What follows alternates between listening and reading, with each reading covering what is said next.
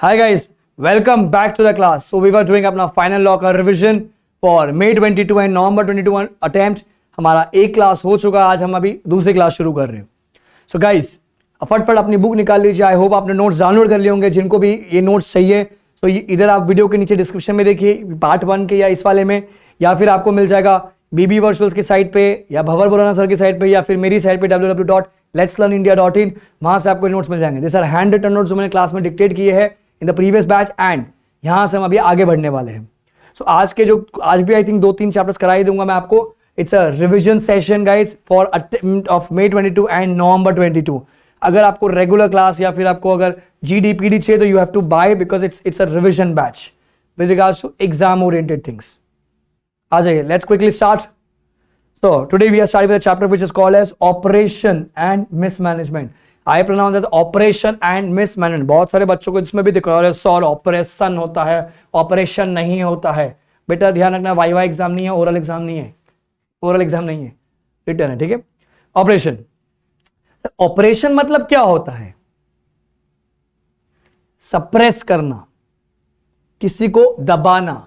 बेटा सप्रेस करना, किसी को दबाना, किसी को सप्रेस करना, किसी को दबाना. सप्रेस करना, प्रेस करना. अब ध्यान सुनना. फॉर एग्जाम्पल आप मेरे शेयर होल्डर, तो ये 2 रोज है यहां पर, एक रो ए रो बी. मैं कंपनी हूं, मैंने क्या किया, मैंने बोनस शेयर्स ऑफर किए. रो ए को दिया, रो बी को नहीं दिया. मैंने बोनस शेयर्स ऑफर किया, रो ए को दिया, रो बी को नहीं दिया. बेटा एक सेकेंड, तो मैंने गलत काम किया, रॉन्ग चीजें की, हार्शफुल चीजें की, गलत काम किया, राइट. तो बेटा मैंने मेंबर्स पे गलत काम किया कि मेंबर पे गलत काम किया? बोलो, मेंबर्स पे गलत काम किया कि मेंबर्स पर? सर आपने गलत काम किया है मेंबर्स पर. रो बी के साथ गलत काम किया क्योंकि रो ए को मैं दे रहा हूं, रो बी को नहीं दे रहा. सर गलत है ना सर ये चीज तो. अच्छा, अब इतने सारे शेयर होल्डर्स में से मैं बोलता राहुल मेरे को तेरा शक्ल पसंद है नहीं.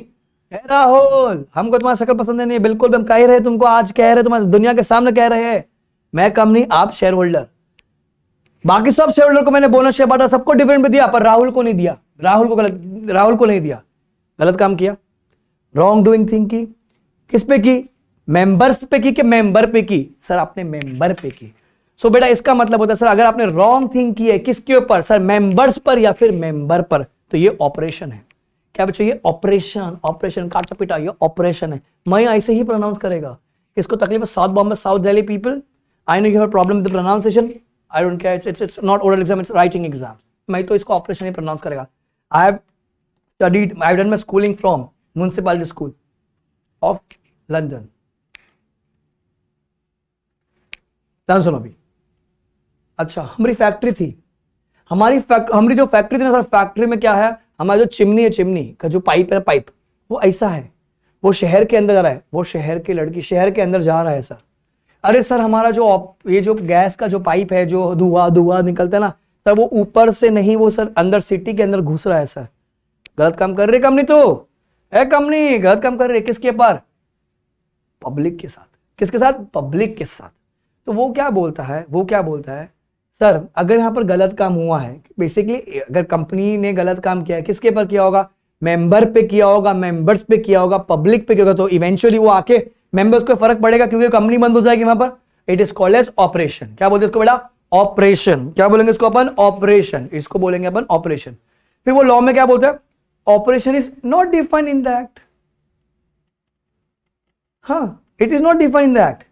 देखो लिखा हुआ है operation is not defined in the act. मैं झूठ नहीं बोला, ऐसा लिखा है लॉ में. Operation is not defined in the act. It means burdensome, wrongful और harsh act. Harsh act. It means burdensome, wrongful और हर्ष एक्ट. ये कहां बताई गई थी? बड़ा वर्सेस बड़ा. भगवान कूपर ने बताया था. किसने बताया था? भगवान कूपर. कौन बताया था? Lord Cooper. Elder versus Elder Watson limited by Lord Cooper. भगवान कूपर बता के गए थे. अब देखो बहुत सारे बच्चे ने मॉडल में से ये चैप्टर पढ़ रखा होगा. सर इसमें बहुत सारे केसेस है, मेरे को भी पता है बहुत सारे है. सर नहीं पढ़े तो केसेस चल वे, कौनो दिक्कत नहीं, कौनो दिक्कत नहीं. नहीं पढ़ोगे तो भी चलेगा सर, चलेगा. नहीं भी पढ़ोगे ना तो भी चलेगा.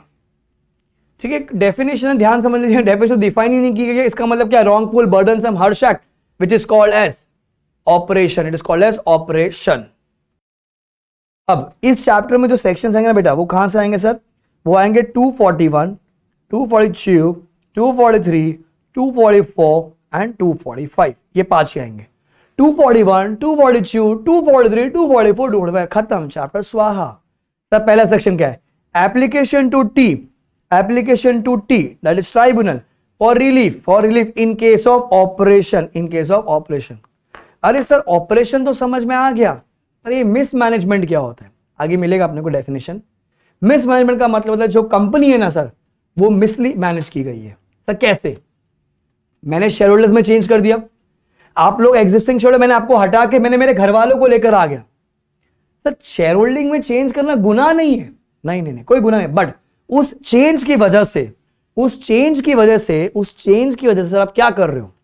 सर आप कंपनी को रॉन्गली मिसमैनेज कर रहे हो, आप रॉन्गली मैनेज करो, आप मिसमैनेज करो, तो वो मिसमैनेजमेंट है। तो मैंने बोर्ड ऑफ डायरेक्टर्स में चेंज कर दिया, आप कंपनी के डायरेक्टर से मैंने आपको हटवा के मैं मेरे परिवार वालों को लेकर आ गया, तो चेंज बोनाफाइड भी तो हो सकता है, जेन्युइन भी तो हो सकता है, सर वो गुनाह नहीं है। पर वो चेंज की वजह से बच्चों, वो चेंज की वजह से अगर दुनिया में प्रॉब्लम करा रहे हो आप, सर कंपनी को रॉन्ग चला रहे हो, sir then that is called as mismanagement. समझा आपको? So change in board, change in membership, अगर गारंटी कंपनी होती है तो change in shareholding, change in manager तो एमडी लोग वहां पर चेंज किया, तो वो चेंज कैसे गुनाह नहीं है, पर वो चेंज की वजह से अगर आप कंपनी के अफेयर्स रॉन्गली मैनेज करो, then that is called as mismanagement. समझा आपको? अरे भैया अगर वो ऑपरेशन, अगर वो मिसमैनेजमेंट, अगर आप शेयर होल्डर कंपनी को क्या करवाओगे सर बंद करो साले को, चाहिए सब लोग को तो। बट वाइंडिंग अप क्या है? Winding up is a last resort. अगर एक बार कंपनी बंद हो गई ना सर, फिर चालू करना सर वापस से, देखो नया वापस सब कुछ शुरू करना पड़ेगा। बंद तो हो जाएगी, फिर वापस चालू करना पड़ेगा। एंड अच्छा अगर बंद भी कर दिया ना सर आपने, अगर बंद भी कर दिया ना, तो क्या होगा? जब लिक्विडेशन होगा, ए शेयर होल्डर तेरे को तकलीफ है ना, पर तेरे को तो पैसा स्टार्टिंग में नहीं मिलेगा, तेरे को तो एकदम आखिरी में मिलेगा, वो भी छुट्टा पैसा अगर बचा तो। याद करो लिक्विडेशन आखिरी में सबसे छुट्टा पैसा किसको मिलता है सर? इक्विटी शेयर होल्डर्स को मिलता है, तो सर एकदम लास्ट में मिलेगा वहां पर तो, बरोबर? तो सर ये भी डिफिकल्ट है ना ये चीज हो।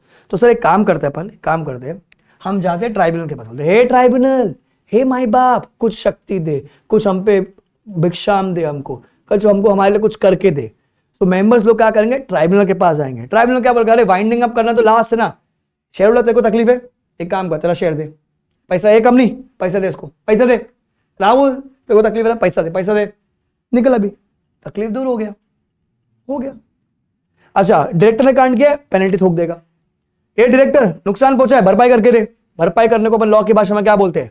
कॉम्पेंसेशन, इंडेमनिफिकेशन करवा के देगा। ए डायरेक्टर हटो, मैं अपने डायरेक्टर को लेकर आएगा, तो ट्राइब्यूनल अपने लोगों को लेकर आएगा बोर्ड पर। सो बेसिकली क्या यहाँ पर ऑल्टरनेटिव रेमेडीज है। Winding up is the last resort, बराबर। पर यहां पर क्या हुआ, इतना ज्यादा आपने कांड कर दिया कि वाइंडिंग अप तक जा रहा है, पर winding up is the last resort. तो ट्राइब्यूनल यहां पर अलग अलग रास्ता, ऑल्टरनेटिव वेज क्या ढूंढता है? वो ऑल्टरनेटिव वेज कंपनी को बचाने के लिए, एंड जो तकलीफ है वो तकलीफ को दूर करने के लिए। The best example to understand this chapter is Satyam. आपने राजू, अरे राजूलिंगम, क्या हुआ? कांड कर दिया, शेयर होल्डर थे, तकलीफ हो गया उन लोग को, शेयर प्राइस पहुंच गया 1 डिजिट पर, बराबर। प्राइसिंग कहां पहुंच गई सर? 1 डिजिट पे पहुंच गई, तो सब लोग गए। उस टाइम पे हाईकोर्ट हुआ करता था, जब 1956 एक्ट था, इस चैप्टर के लिए हाईकोर्ट हुआ करता था, तो सब लोग पहुंच गए वहां पर। हाईकोर्ट का बंद करो, राजूलिंगम हाय, सत्यम लिमिटेड हाय। एक सेकेंड, सत्यम को बंद नहीं करवाया, नहीं बंद नहीं करवाया। शेयर होल्डर को बंद तो करवा सकते, बंद करवाते तो क्या है सर, सारा का सारा बोगस ट्रांजैक्शन था। तो जब सारा का सारा बोगस ट्रांजैक्शन, कुछ भी नहीं मिलता इक्विटी शेयर होल्डर को, तो उनको क्या किया सर? सत्यम को पलटी मारा। क्या किया सर? सत्यम को पलटी मारा मतलब से उल्टा किया, Maytas. And it got merge with Tech Mahindra. तो यहां पर क्या हुआ? शेयर होल्डर को, हर शेयर होल्डर, सत्यम के शेयर को क्या दिया गया? टेक महिंद्रा के शेयर दिए गए, बस खत्म। तो जो शेयर होल्डर की जो तकलीफ थी वो तो दूर हो गई ना। बंद करते तो सर सबसे लास्ट में इक्विटी शेयर होल्डर्स को मिलता, लास्ट में वो भी मिलता तो मिलता, नहीं तो नहीं भी मिलता। तो क्या किया? उनकी तकलीफ को दूर कर दी गई। समझा आपको? तो यहां पहला सेक्शन हमारा आता है बच्चों, application to tribunal for relief in case of oppression. Application to tribunal for relief in case of oppression and mismanagement etcetera, इसलिए लिखा है वहां पर। एक वर्ड बहुत इंपॉर्टेंट है सर, एनी मेंबर। सर तकलीफ किस पर होनी चाहिए? मेंबर पर होनी चाहिए। किस पर होनी चाहिए? मेंबर पर। आगे लिखी गई इससे कुछ कंडीशन आएगी,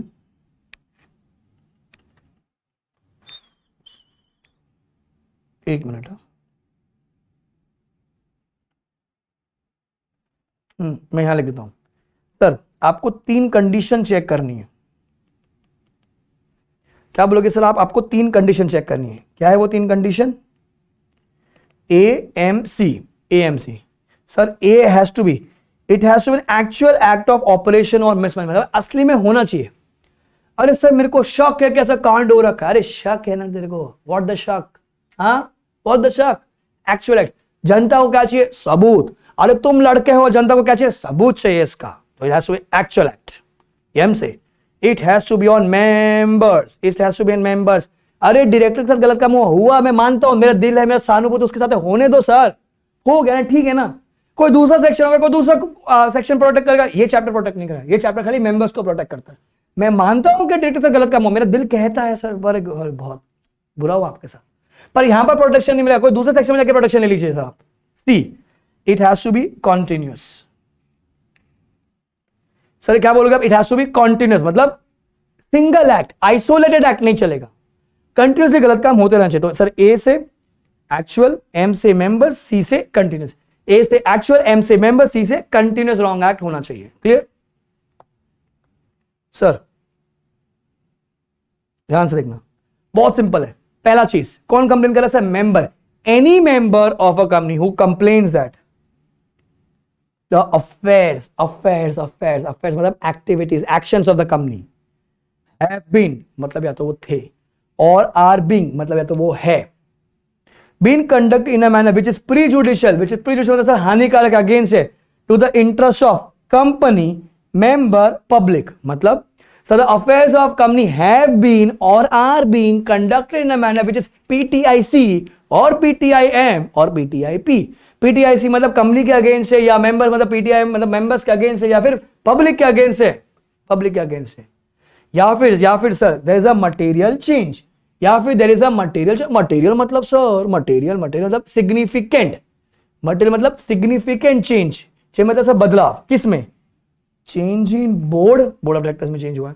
मैनेजर, मैंने टॉक अबाउट मैनेजर मतलब वो परचेज सेल्स मैनेजर नहीं, मैनेजिंग डायरेक्टर, मैनेजर वो वाले लोग। और ओनरशिप ऑफ द कंपनी मतलब मालिक में चेंज हुआ, ओनरशिप ऑफ द कंपनी अगर शेयर कैपिटल वाली कंपनी है तो, और its membership if the company has no share capital मतलब गारंटी कंपनी, और if there is a material change by change in board, manager, ownership और membership अगर guarantee company है तो एग्जाम में अलग से 1.5 मार्क का, 2 मार्क का, 1 मार्क का answer what is material change as per this chapter oppression mismanagement. Sir material change मतलब चेंज इन बोर्ड हो गया, मैनेजर हो गया, ओनरशिप हो गया या मेंबरशिप हो गया अगर गारंटी कंपनी है तो, ठीक है। एंड से चेंज होना कोई गुनाह नहीं है, but and by the reason of such change, क्या है? इट इज लाइकली मतलब future that the affairs of company will be conducted मतलब future tense will be conducted in a manner which is PTIM or PTIC. It will be prejudicial to the interest of member or a class of member.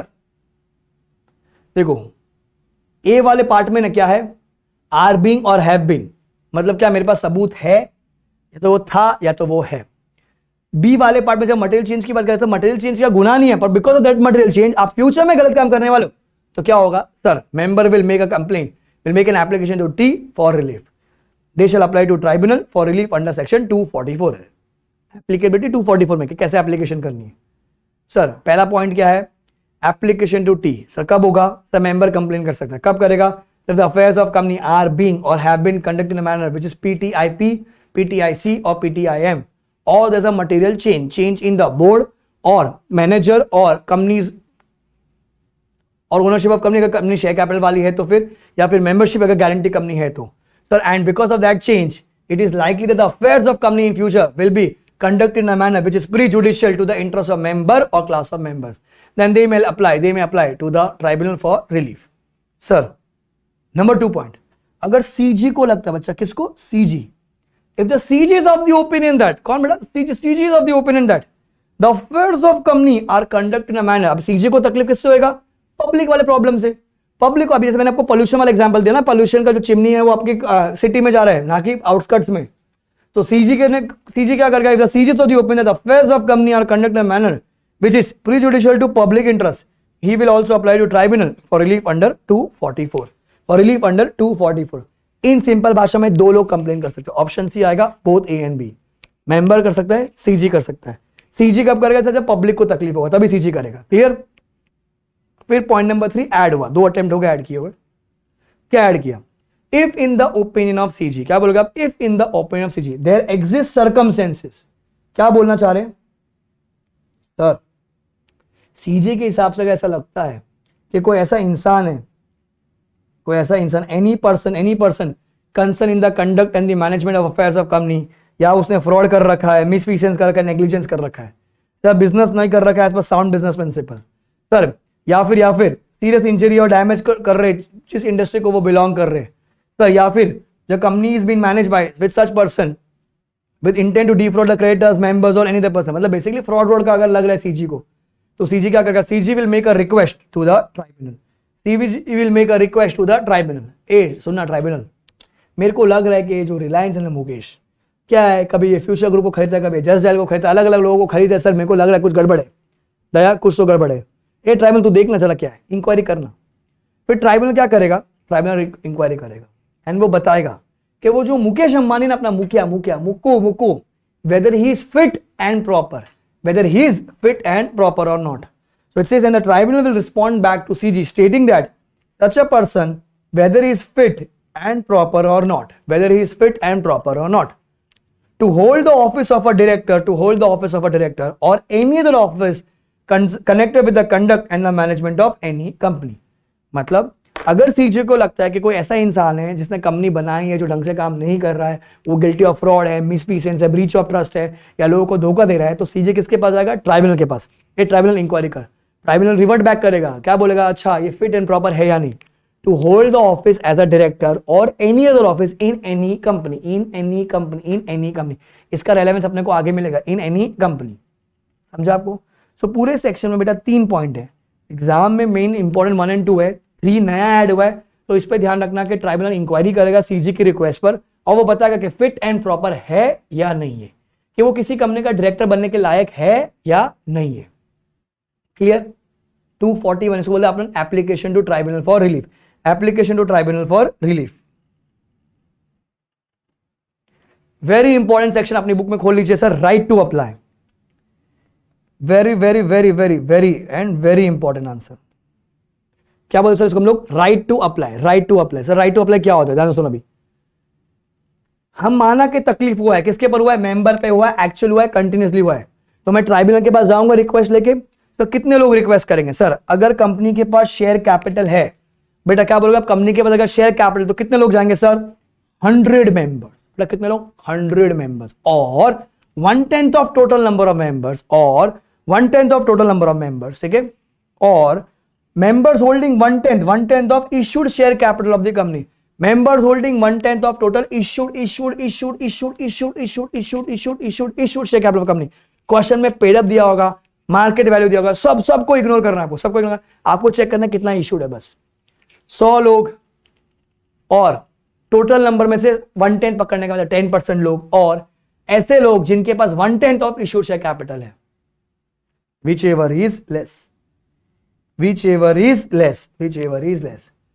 Assume करो मेरे पास 750 लोग हैं, 750 members हैं, तो sir 100 members 750, 750 तो 750 का 1/10 कितना आएगा सर, 75, तो 75 लोग अप्लाई कर सकते हैं।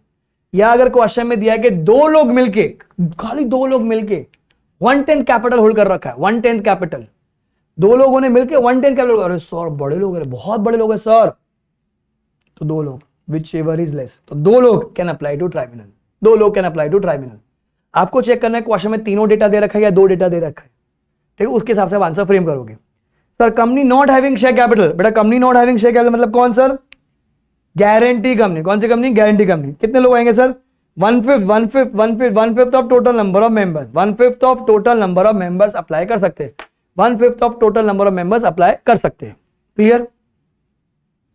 तो वापस पढ़ते हैं सर, अगर शेयर कैपिटल है तो 100 members or 1/10 of total number of members which is less, और अगर क्वेश्चन में दे रखा है 1 कैपिटल वाले लोग, so members holding 1/10 of total issued share capital of company, इतने लोग अप्लाई करेंगे. गारंटी कंपनी तो for 1/5 of total number of members. Sir subject to condition that the applicant और applicants have paid all the calls and other sums due on their share. मतलब सारा call का पैसा पे ऑफ कर रखा है, सारा पैसा दे पे ऑफ कर रखा है. There should be no unpaid calls, there should be no unpaid calls. Sir ये जो रिक्वायरमेंट है 244 की, ये कंपनीज एक्ट की रिक्वायरमेंट है, इतना तो होना चाहिए. पर tribunal case to case basis पे क्या कर सकता है, इसको वेव ऑफ कर सकता है, वो उसको रिड्यूस भी कर सकता है. So the above requirement can be waived off. So the above requirements can be waived off or reduced by the T on a case to case basis. वो reduce भी कर सकता है, waive off भी करवा सकता है. ठीक है सर. शेयर होल्डर्स कौन होने चाहिए? Sir it could be equity और प्रेफरेंस और बोथ. एग्जाम में आ सकता है केस देके. Sir share capital can be equity और प्रेफरेंस और बोथ. अच्छा सर अपना जो राहुल है और बहू सकू भाई, राहुल और बहू मतलब सकू दोनों मिला के शेयर होल्ड कर रहे हैं, तो सर प्यार में डूबे हुए पंछी है सर, दो जिसमें एक जान. Joint shareholder would be counted as 1. Joint shareholder would be counted as 1. ठीक है. अब इधर देखो, अज्यूम करो इंस्टीट्यूट ने खाली दो डेटा दिए रखा है. सो 100 मेंबर्स और 750 टोटल नंबर्स थे, तो 75 विच एवर इज लेस. तो सर 75 लोग अप्लाई करेंगे. क्वेश्चन में बोला गया 80 लोग ने अप्लाई कर दिया. 80 लोग ने करना कितने को था? 75 को. किया कितने लोगों ने? 80 लोग ने अप्लाई कर दिया. अरे भाई 80 लोग ने अप्लाई कर दिया. Application valid. क्या हुआ? 10 लोग ने या तो विड्रॉ कर दिया या उन्होंने अपनी मेंबरशिप सीज कर दी. सीज कर दी मतलब सर बेच दी. या तो 10 लोगों ने क्या कर दिया सर, विड्रॉ कर दिया है, या फिर उन्होंने अपनी मेंबरशिप सीज कर दी. बच्चे कितने अभी? खाली 70 लोग. अरे 80 लोग अप्लाई कर दिए थे पर केस तो चल रहा था, तारीख पे तारीख मेंबरशिप बेच दिए, मतलब मेंबरशिप छोड़ दिए, मतलब सर शेयर बेच दिए. और या फिर 10 मेंबर्स ने क्या कर दिया? विड्रॉ कर दिया. सवाल ये उठता है एप्लीकेशन वैलिड है कि वॉइड है?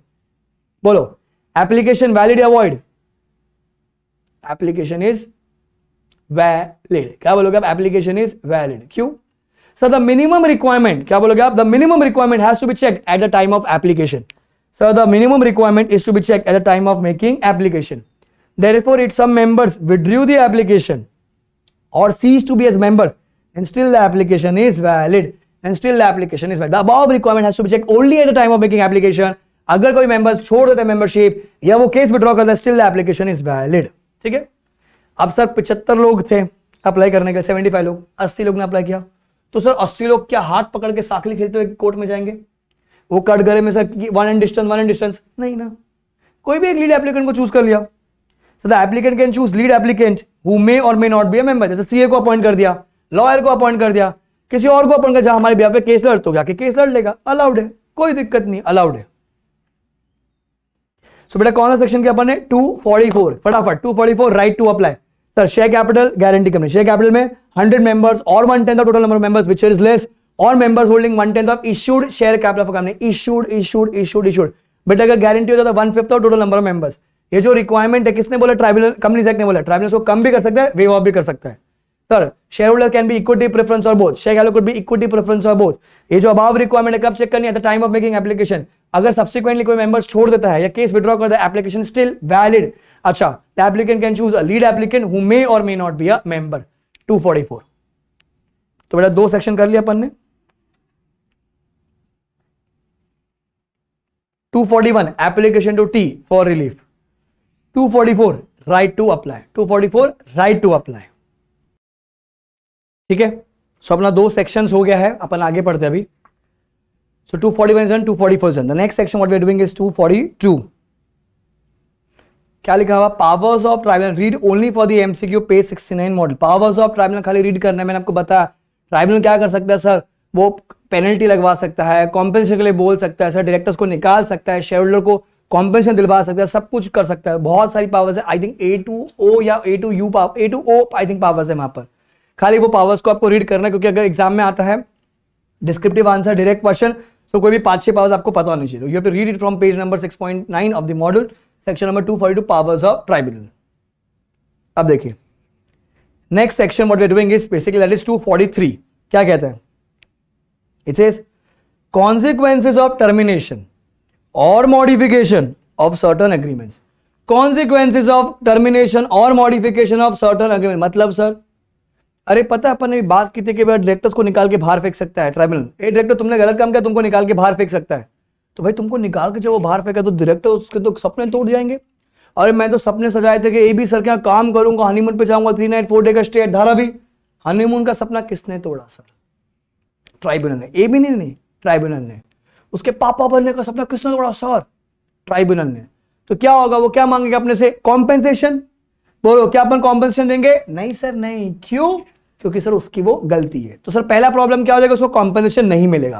सर पहला दिक्कत क्या होगा, उसको कॉम्पेंसेशन नहीं मिलेगा। सर दूसरा गलती क्या हो सकता है? सर यहां पर दूसरा प्रॉब्लम क्या हो जाएगा सर? एक्चुअली सर वो डिस्क्वालीफाई हो जाएगा। कितने साल के लिए? 5 साल के लिए वो डिस्क्वालीफाई हो जाएगा 5 साल के लिए। To be the director in dash company, to be the director in dash company. Dash company pending है, मैं आपको बताऊंगा कहां पर होगा। ध्यान सुनना भी। If an order is pass under section 242, boss if an order is pass under section 242 terminating, cancel करना, सेटिंग असाइड मतलब कैंसिल करना, और which modifies an agreement, then क्या प्रॉब्लम है? पहला, नो कॉम्पेंसेशन। भाई नो मतलब no compensation will be given to given by the company for to any person for damages or for compensation for any loss of office. B. Sir, the MD, the director or the manager, क्या? The MD, director or manager whose agreement is so terminated shall be disqualified for 5 years, shall be disqualified for 5 years to be the MD or director of the company, मतलब same company। कौन सी company की बात हो रही है sir? Of the मतलब sir same company की बात हो रही है। सर दो दिक्कतें हो जाएंगी 243 में। पहला सर कॉम्पेंसेशन नहीं मिलेगा, दूसरा आप डिस्क्वालीफाई हो जाएगा 5 साल के लिए to be the MD director जो भी आपकी पोजीशन थी of the same company.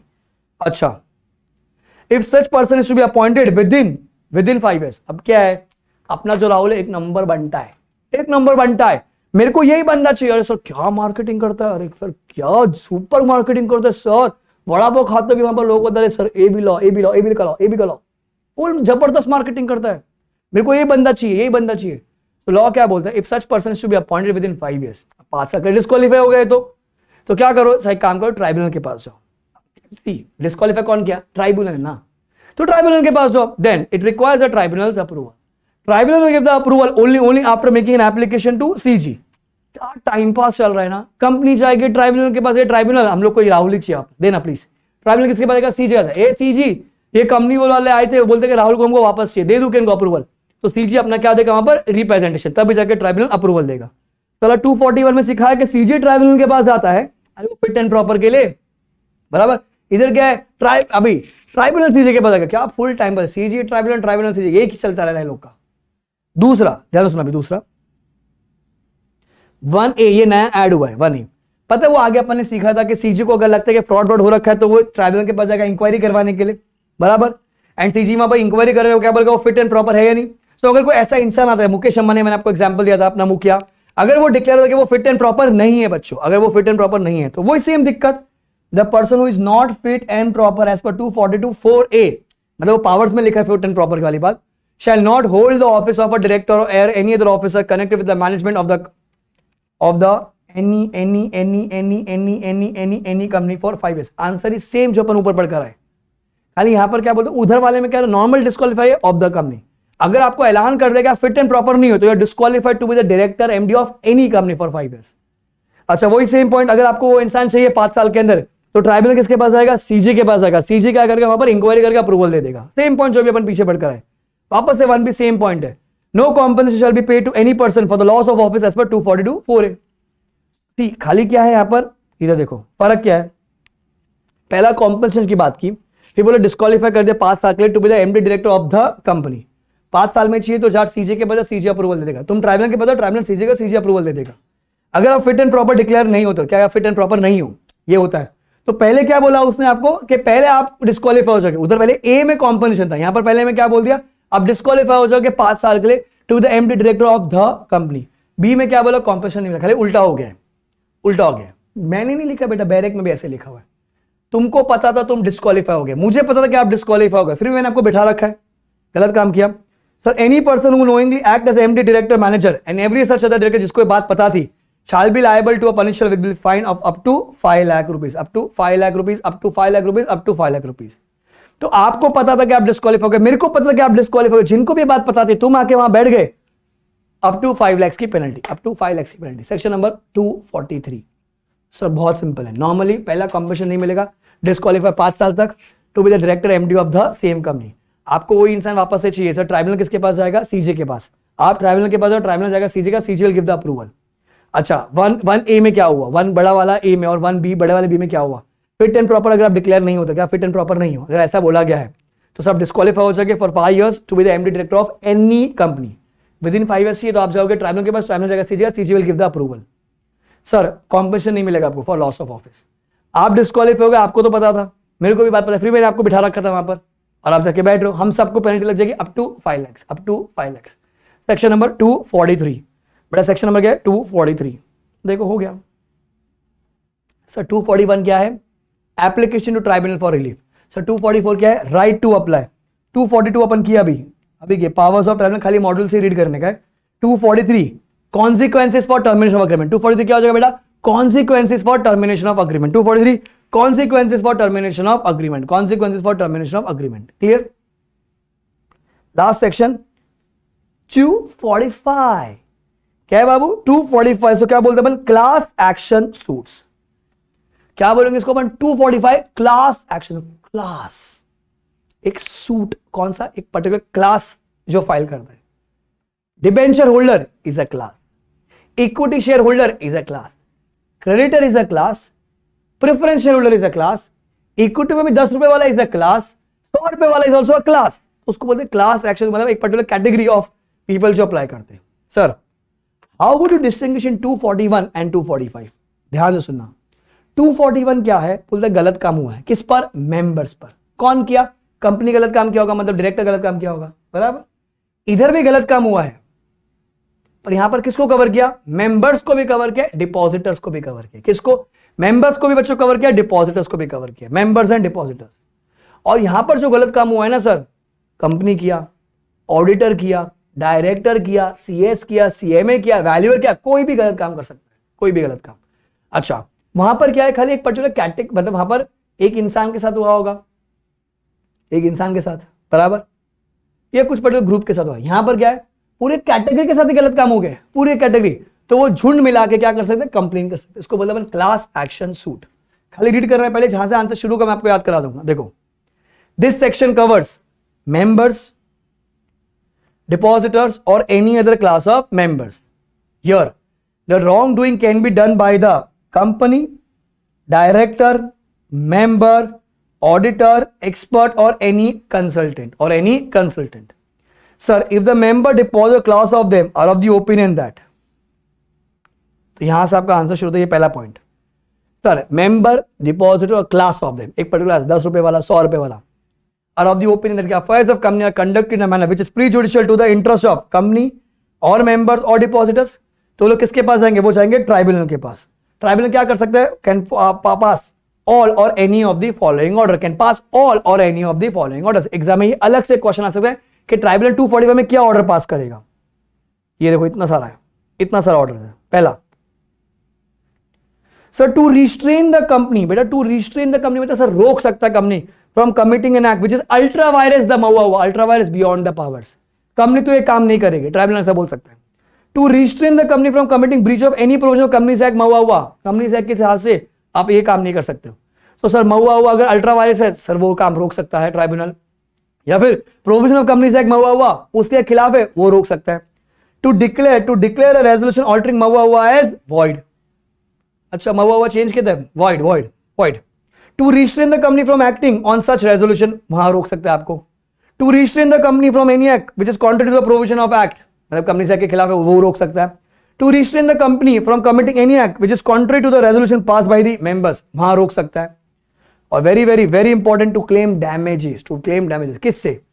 Company ने गलत काम किया उससे, डायरेक्टर ने गलत काम किया उससे, from any fraudulent, unlawful or wrongful act, या फिर auditor including audit firm for any improper or misleading statement in his report, or expert, advisor, consultant or any other person for any misleading statement. मतलब सब लोग को cover कर दिया, किसको? सबको कवर कर दिया। फिर मेरा favourite, any other remedy as a team a deem fit, any other remedy as a team a deem fit.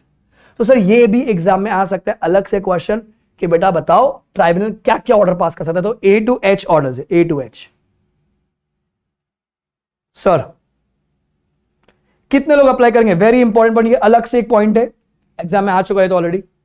Sir अगर मैं बात करता हूं मेंबर्स की, किसकी, मेंबर्स की, अगर शेयर कैपिटल है बेटा, अगर शेयर कैपिटल, कितने लोग अप्लाई करेंगे, 100 मेंबर्स, और उधर 10% है, यहां पर कितना है 5% of total number of members, यहां पर क्या है 5% of total number of members, or members holding issued share capital कितना, अगर लिस्टेड कंपनी है तो 2% देखने का, अगर अनलिस्टेड तो 5% देखने का।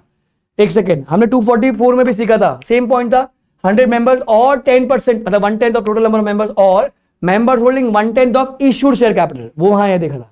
यहां पर क्या है 100 मेंबर्स और 5% of total number of members, और अगर लिस्टेड है तो 2% of the issued share capital, अगर अनलिस्टेड तो 5%। 10 का 5 हो गया है, 10 का फिर 2 और 5 हो गया, उधर 10 और 10 ही चल रहा है।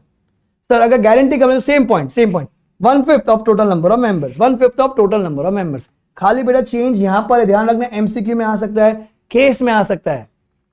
245 क्लास एक्शन सूट में कितने लोग अप्लाई करेंगे, मेंबर्स की कैटेगरी ये है। तो अगर मैं डिपॉजिटर्स की बात करूं, सेम पॉइंट है वो यूज करने का, 100 depositors or 5% of total number of depositor which ever is less, same point बराबर, बाजू वाला, और depositors holding 5% of total deposit of company, same point, 5% of total deposit of company, same point. खाली ध्यान रखना 244 में 10% की बात होती है, यहां पर 5% की है। अच्छा लिस्टेड है तो 2% हो जाएगा वहां पर, क्लियर। सर अब क्या होगा sir, all the similar application, अभी किसी ने दिल्ली में केस किया, किसी ने कलकत्ता में केस किया, चंडीगढ़ में केस किया, सबकी एप्लीकेशन एक बना देंगे सर। अभी तो बोलते हैं class action suits, all similar application will be consolidated into single application, and एक नेता चूज किया जाएगा, lead applicant. Sir lead applicant may or may not be a member, lawyer को अपॉइंट कर सकते हो सर, किसी लीगल एडवाइजर को अपॉइंट कर सकते हो, सीए को अपॉइंट कर सकते हो। अच्छा अभी लीड एप्लीकेंट कौन बनेगा, झगड़ा हो रहा है, तो ट्राइब्यूनल आप चूज करके देगा, ट्राइब्यूनल में appoint lead applicant. Sir the cost or expenses for class action suit shall be defrayed by the company, मतलब paid by the company or any other person responsible। अब मैंने क्लास एक्शन सूट किया अपन सबने मिलके, तो जो भी कोर्ट का जो भी फीस लगा होगा, स्टैम्प ड्यूटी का फीस लगा होगा, जो भी लगा होगा, कौन देगा सर, जिसने नुकसान पहुंचाया, या तो कंपनी या तो कोई responsible officer. Next point Rakhi Sawant, in case of frivolous और वेक्सेशियस कंप्लेंट, मेरे को मिका ने यहां किस किया, यहां किस किया, फेक कंप्लेंट, साला तुम बोलते हो कंपनी ने गलत काम किया है, प्रूव होता है कि तुमने गलत काम किया था कंपनी के साथ, तो in case of fake complaint the application will be rejected and the applicant will have to pay maximum ₹1 lakh to the opposite party. तो वो क्या बोलते हैं, कोर्ट का टाइम वेस्ट किया आपने, तो आपकी एप्लीकेशन रिजेक्ट, और 1 लाख रुपए सामने वाले को नुकसान पहुंच गया है, आपने डायरेक्टर पे उंगली उठाए, उन पे लाल के बोलते ना उनके गिरेवान में आपने उंगली उठाई, चल 1 लाख रुपए दे। राखी सावंत टाइप पीपल, फ्रीवोलस और वेक्सेशन मतलब fake complaint. Last point, this section is not applicable to banking company. This section 245 is not applicable to banking company, आपको MCQ में आ सकता है। This section is not applicable to banking company। हो गया पूरा 245 डन, खत्म, समाप्त। कितना 38 मिनट दिख रहा है मेरे को सामने, 38 मिनट, 40 मिनट में पूरा चैप्टर खत्म। 245 class action suits, point number 1 and 2 important 2 है क्योंकि एग्जाम में आ चुका है। 241 पॉइंट नंबर 1 भी आ सकता है क्योंकि अगर पूछा थियोरी आंसर बताओ क्या क्या ऑर्डर पास कर सकता है, हो गया class action suit.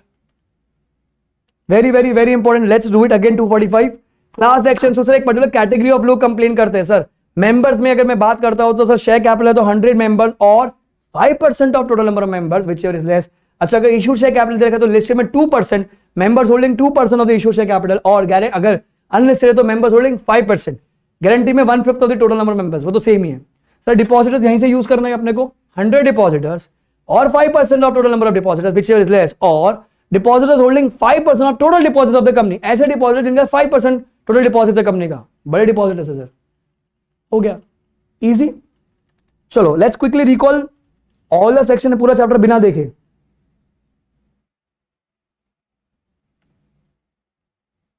Sir chapter का नाम है ऑपरेशन एंड मिसमैनेजमेंट। यहां पर गलत काम होना चाहिए किसके पर सर, मेंबर्स पर। कौन गलत काम करेगा सर, कंपनी गलत काम करनी चाहिए। It has to be actual, it has to be on members, it has to be continuous, it has to be continuous, ध्यान रखना sir. let's do it quickly।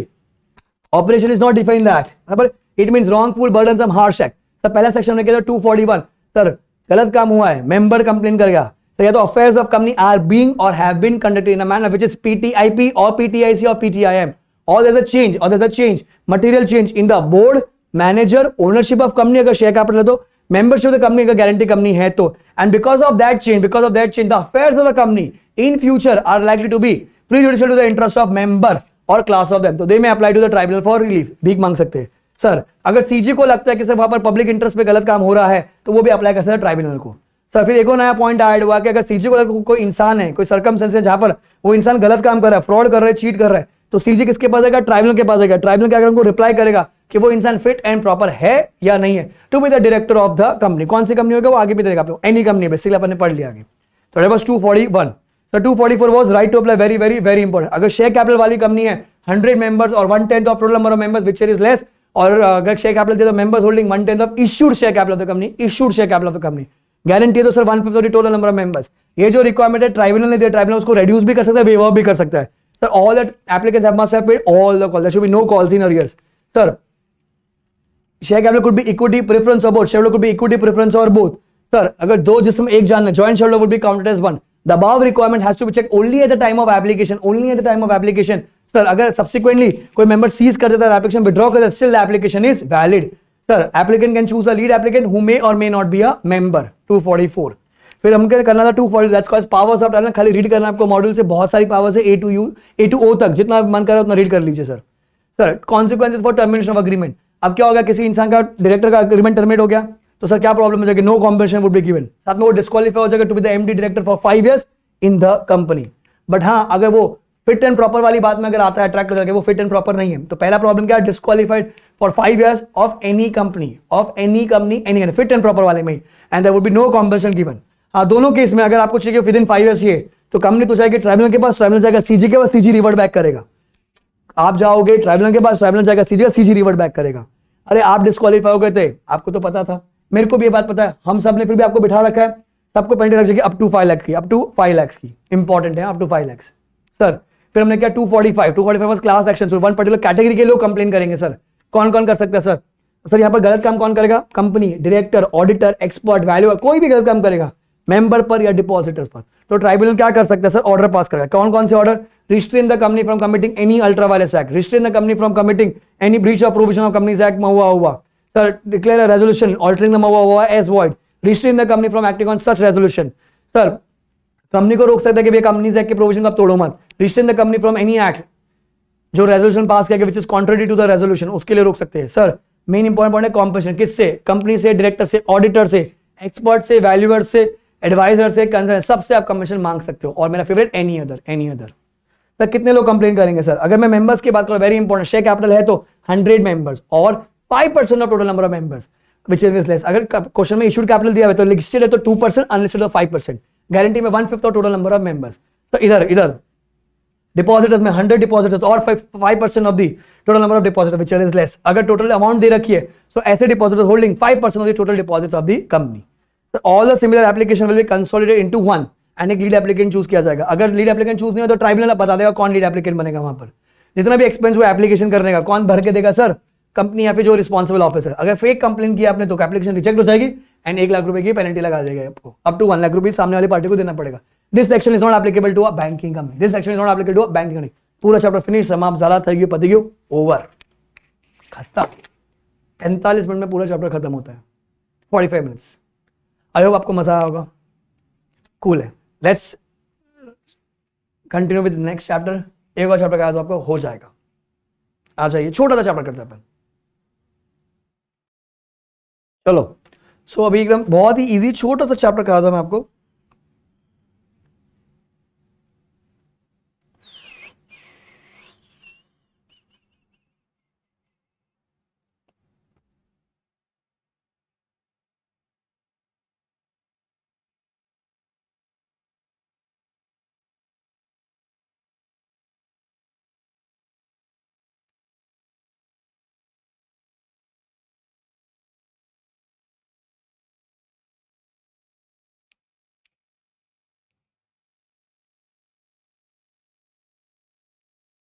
Special code, very very very simple chapter we doing. Special code, special court. आ जाइए, बहुत ही छोटा सा चिंटू सा chapter special कोरट।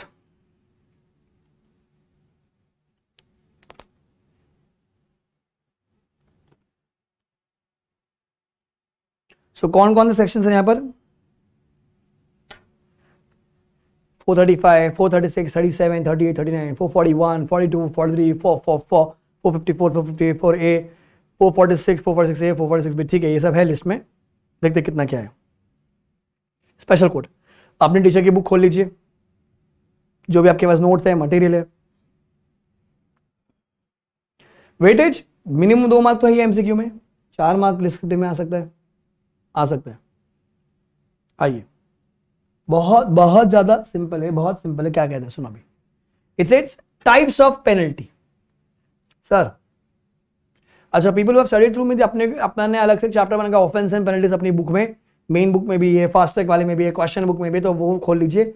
Model में स्पेशल कोड में दिया, अपन ने तो अलग चैप्टर बनाना है इसको, तो बस देखो अभी क्या कहता है, types of penalty. Sir companies act में अगर आपने कोई भी सेक्शन तोड़ा तो क्या मिलेगा आपको? सर सजा तो मिलेगी। कैसी सजा मिल सकती है सर? या तो फाइन लगेगा, या तो फाइन और इंप्रिजनमेंट लगेगा, या तो फाइन और इंप्रिजनमेंट और बोथ सर, फाइन और इंप्रिजनमेंट और both sir, fine and imprisonment, imprisonment only. सब 5 प्रकार की आपको पेनल्टी लग सकती है। कौन कौन सी?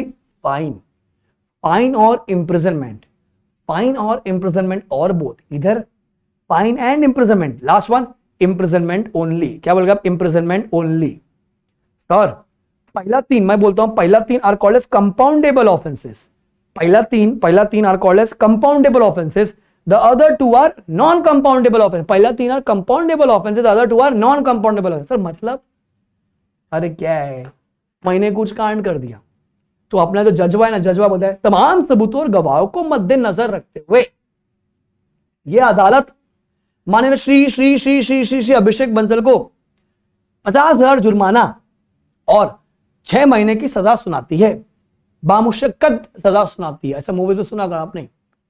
अब 50,000 रुपए तो क्या है, फीस आ गया अपने को तो बराबर, तो वो तो अपन भर देंगे ना, वो तो कोई टेंशन नहीं है। अभी तो 6 महीना का अगर जेल हो गया, अरे नवंबर वाले बोले सर मेरा अमेंडमेंट कौन कराएगा? सर आप जेल से लाइफ टेलीकास्ट लोगे, वो व्हाइट कपड़ा पहन के, सर टोपी एंड व्हाइट स्ट्रिप वाला, सर मैं क्या जज कर, ये जज सुनना इधर ना सुन, क्या है बच्चे लोग का अमेंडमेंट है। अभी कितना अमेंडमेंट लाता सरकार, अभी मेरे को बताना पड़ेगा ना सर। 6 महीने में जेल में रहेगा सर, तुम्हारा नेटवर्क वेटवर्क नहीं पड़ा तो कैसा अपन जाएगा यूट्यूब पर? जज बोला बरोबर। तो मैं बोला क्या, सोने काम कर, तुम मुझसे 50,000 ले लेना, 1 लाख और ले, फीस आया रे अपने पास, बहुत टेंशन नको, खाली शक्ल गरीब अपना, टेंशन नको। ऑन द टेबल ना, मतलब ऐसा अंडर द टेबल नहीं नहीं नहीं नहीं, अपन गलत काम नहीं, अंडर द टेबल नहीं, ऑफिशियली 1 लाख रुपए ले दूं और मेरा जो ये है ना जेल यात्रा उसको माफ कर दे। तो मैंने क्या किया, मैंने एक बॉन्ड पे लिखा, मैंने कुछ एक्स्ट्रा फाइन भरा और मैंने क्या बोला, मेरी की सजा कम कर दो या मेरी सजा हटा दो सर, करेक्ट। तो यहां पर क्या होता है, यहां पर क्या हुआ, उसको बोलते हैं कंपाउंडेबल ऑफेंसेस। क्या बोला? कंपाउंडेबल, मैंने कंपाउंड करा दिया। अभी क्या हुआ, मैं मर्डर किया किसी का, भीगे होठ तेरे प्यासा दिल मेरा, मैं कर दिया मर्डर, वो जबरन एकदम दबा के। तो जिसका मर्डर किया उसके घर वाले आए, मैं बोला सुनना पैसा लेना। जज को मैंने बोला अरे मेरे को जेल मत भेज, पैसा ले ले, क्योंकि मर्डर किया, मैं मर्डर केला रे। अरे सर नको, तुम्ही जेल जायचा आता सर, वहां जाके सर लॉ करना सर, आपके जीवन के सर लॉ लग गए, आपके लॉ लग गए सर, बच्चों में खुशी के लड़ो सर, जेल से लाइव आएंगे। कौन से ऑफेंस कंपाउंडेबल है, कौन से ऑफेंस नॉन कंपाउंडेबल है, कौन से ऑफेंस कंपाउंडेबल है, कौन से ऑफेंस नॉन कंपाउंडेबल है, कोई लिस्ट नहीं है। वो जज केस टू केस बेसिस पे डिसाइड करता है। जैसे भी हम बोल सकते हैं मर्डर हो गया, डकैती हो गया, रेप हो गया, ऑल दोस थिंग्स आर ठीक है, दैट्स लॉजिकल कि वो सर नॉन कंपाउंडेबल है, ठीक है। Please read this. भाई साहब ने कुछ लिखा है, हमारे विनय भाई ने, are those offences with the complainant, sorry तकनीकी खराबी के लिए जेल से ले रहा हूं ना मैं आजकल लेक्चर, इसलिए। So are those offenses where the complainant, the person who has filed the case, enters into a compromise and agrees to have the charges brought against the accused, ठीक है, जिन्होंने कांड किए। सर यहाँ पर are those offenses where which are not compoundable because of the grievance nature of offense। तो ये खाली एक्सप्रेशन में समझने के लिए, समझा आपको? सर क्या होता है, पेनल्टी 5 प्रकार की है, फाइन और इम्प्रिजनमेंट और बोथ, इधर फाइन एंड इम्प्रिजनमेंट, उधर imprisonment only. First 3 are compoundable, the other 2 are non compoundable. First 3 are compoundable, the other 2 are non compoundable, ठीक है सर। फिर कुछ ऐसा सीखने को मिलेगा आपको, कॉग्निजेबल, नॉन कॉग्निजेबल। क्या अच्छा, English English, cognizable, non cognizable. Sir cognizable मतलब, अब एग्जाम्पल ध्यान से सुनना, ध्यान सुनना।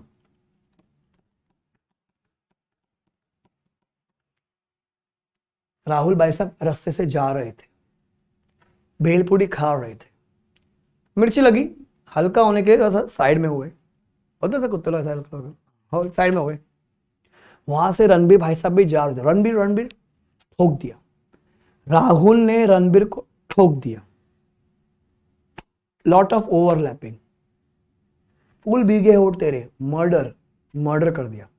राहुल ने जबरन मर्डर कर दिया रणबीर कपूर का। गर्ल्स शोक बाद में मनाना, आप बाद में, रणबीर नहीं रहे, चले गए। राहुल भाई साहब फिर आ गए रिकॉर्डिंग में, पुलिस आएगी, बराबर सीसीटीवी फुटेज में आप कैद हो गए। गौर से देखिए, आप कैमरे में हो, स्माइल कीजिए। राहुल भाई साहब स्माइल करके आ गया, पुलिस आएगी। तो बच्चों जब पुलिस आएगी राहुल को लेके जाने के लिए, गोदी में लेके जाएगी या अरेस्ट वारंट लेके आएगी? गोदी में लेके जाएगी कि अरेस्ट वारंट? सर बहुत बड़ा कांड के, मर्डर कर दिया सर, मर्डर, गोदी, सीधा गोदी। सर कॉग्निजेबल ऑफेंस मींस, वापस बोलता हूं मैं, कॉग्निजेबल ऑफेंस मींस इतना बड़ा ऑफेंस, इतना बड़ा offence where the person will be arrested without arrest warrant, where the person would be arrested without arrest warrant, it is a non bailable offense। क्या बोलेंगे अच्छे उसको अपन? Non bailable offence. क्या बोलेंगे उसको अपन? Non bailable offence. अच्छा सर नॉन कॉग्निजेबल मतलब, अब क्या है, राहुल बैठा था करण के बाजू में, अब राहुल को क्या है, बीच बीच में बहुत उसको चाय पीने का शौक है, चाय, बॉयज समझ रहे होंगे, तलब तलब तलब, चाय पीने का बहुत शौक होता है बहुत लोगों को, भाई क्लास चल रहा है, तलब लगता ही है, ठीक है।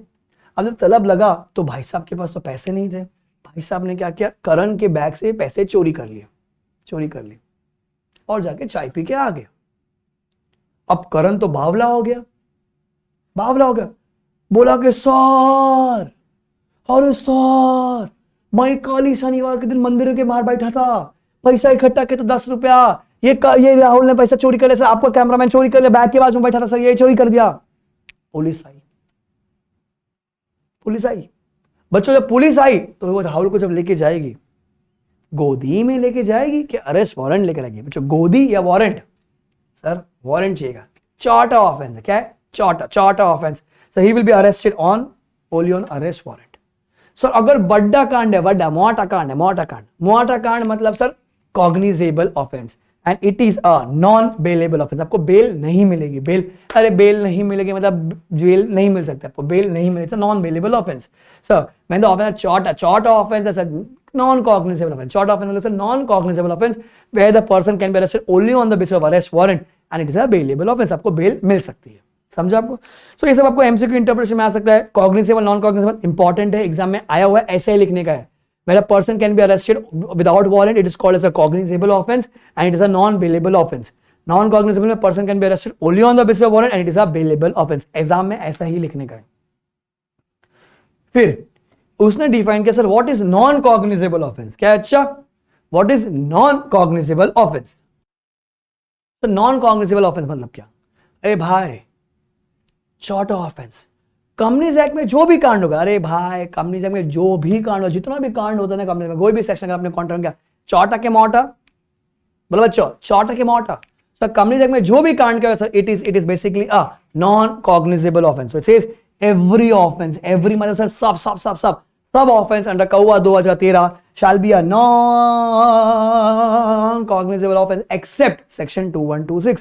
एक second, every offense under Companies Act 2013 is called as a non cognizable offense except section 2126, मतलब 2126 cognizable। तो ये भी आपको लाइन लिखने के लिए काम आ जाएगी। अगर एग्जाम में आ गया आंसर कि distinguish between cognizable and non cognizable, तो ये लाइन लिखने के लिए काम आ जाएगी।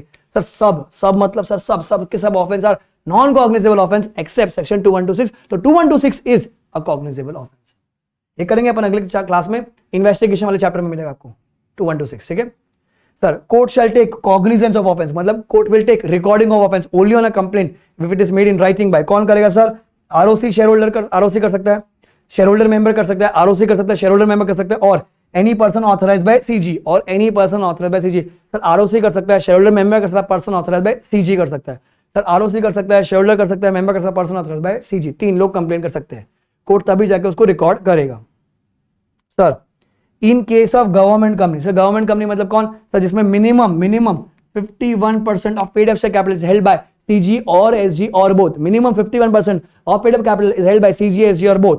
So the court will take cognizance of offense only on a complaint made by person who is authorized by CG। तो गवर्नमेंट कंपनी के लिए एक्स्ट्रा रूल है कि अगर गवर्नमेंट कंपनी होती है कंप्लेन कौन करेगा sir, person authorised by CG. Sir India में अगर शेयर्स का नाटक होता है इन case of issue and transfer of securities and non payment of dividend, shares का नाटक होता है, डिविडेंड का नाटक होता है, सब शेयर्स के लिए बड़ी बड़ी कौन है, person authorised bye SEBI. The complaint has to be made by person authorised bye SEBI. The complaint has to be made by person authorised bye SEBI. The complaint has to be made by कौन सा, person authorized by SEBI। This section is not applicable to a prosecution by company of any of its officer।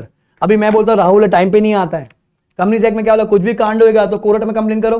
कौन कर सकता है sir, ROC कर सकता है, share holder member कर सकता है, पर्सन ऑथराइज्ड बाय सीजी कर सकता है। बराबर अभी मेरा एम्प्लॉई है, टाइम पे नहीं आ रहा है तो उसको मैं सजा दूंगा। कांड किया ना, टाइम पे नहीं आ रहा है, अरे तुम्हारा आपसी मामला है भाई, घर का मामला है, तो काय के लिए 439 कोर्ट में कंप्लेन करेंगे, घर का मामला सुलटा लो ना सर। तो ये सेक्शन आपसी मामले में नहीं लगेगा। This section is not applicable to prosecution by any of its officers of any company. ठीक है, by company to any of its officers. तो भैया घर के मामले में एक सेक्शन नहीं लगेगा। Sir if the complainant is कौन है, आरओसी और पर्सन ऑथराइज्ड बाय सीजी, मतलब बड़े बड़े लोग हैं।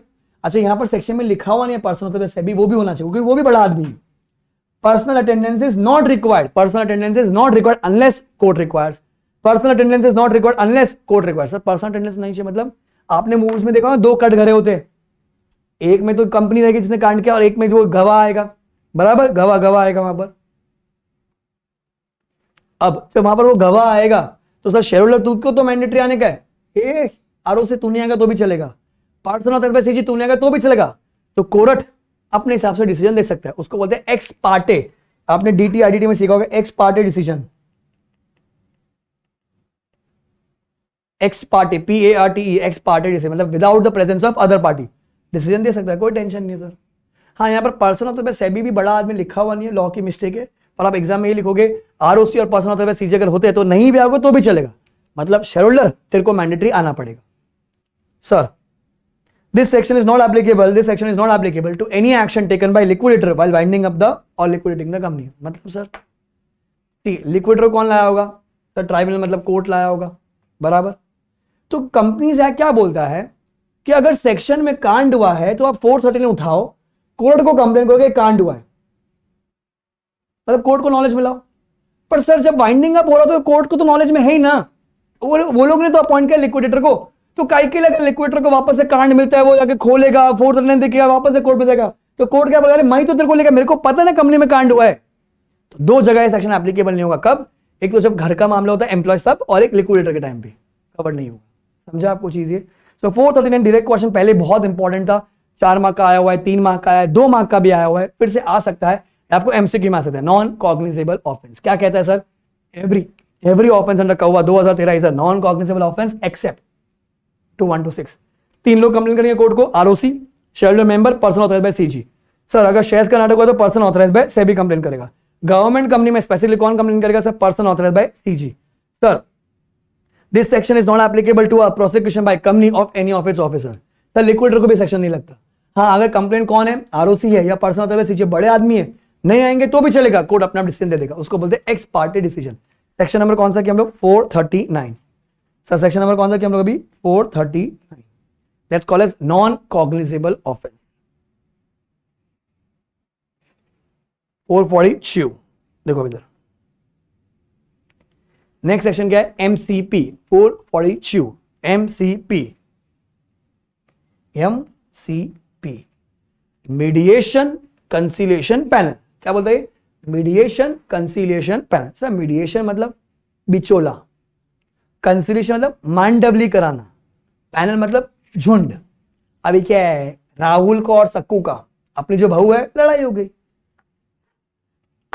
राहुल बोलता है मैं तेरे पे सू करेगा, सक्कू बोलता है लग कर, मैं तेरे पे सू करती। सू क्या खेल रहे हो तुम लोग यार, घर का मामला है क्या, कोर्ट जाते हो, आओ बैठो बीच में बैठो, मैं तुम्हारा मांडवली करा के देता। सेटलमेंट मैं करा के, बैठो बैठो बैठो, अरे बैठ रे तू, मैं कौन, कंसिलिएटर, मैं कौन, मीडिएटर, सेटलमेंट करा रहा हूं, सेम चीज। कंपनीज एक्ट में क्या बोलता है, कंपनी तेरा लफड़ा हो गया किसके साथ, इनकम टैक्स वाले के साथ हुआ होगा शायद, ट्राइब्यूनल में कोई लफड़ा हुआ होगा, कहीं भी आपको सेटलमेंट करवाने का ना, कहीं भी अगर आपको सेटलमेंट कराने का ना, तो अपने को एक एक्ट है, आपने सीखा है आर्बिट्रेशन कंसिलिएशन एक्ट, अपना पेंडिंग है, अपन कराएंगे रिवीजन आपका उसको,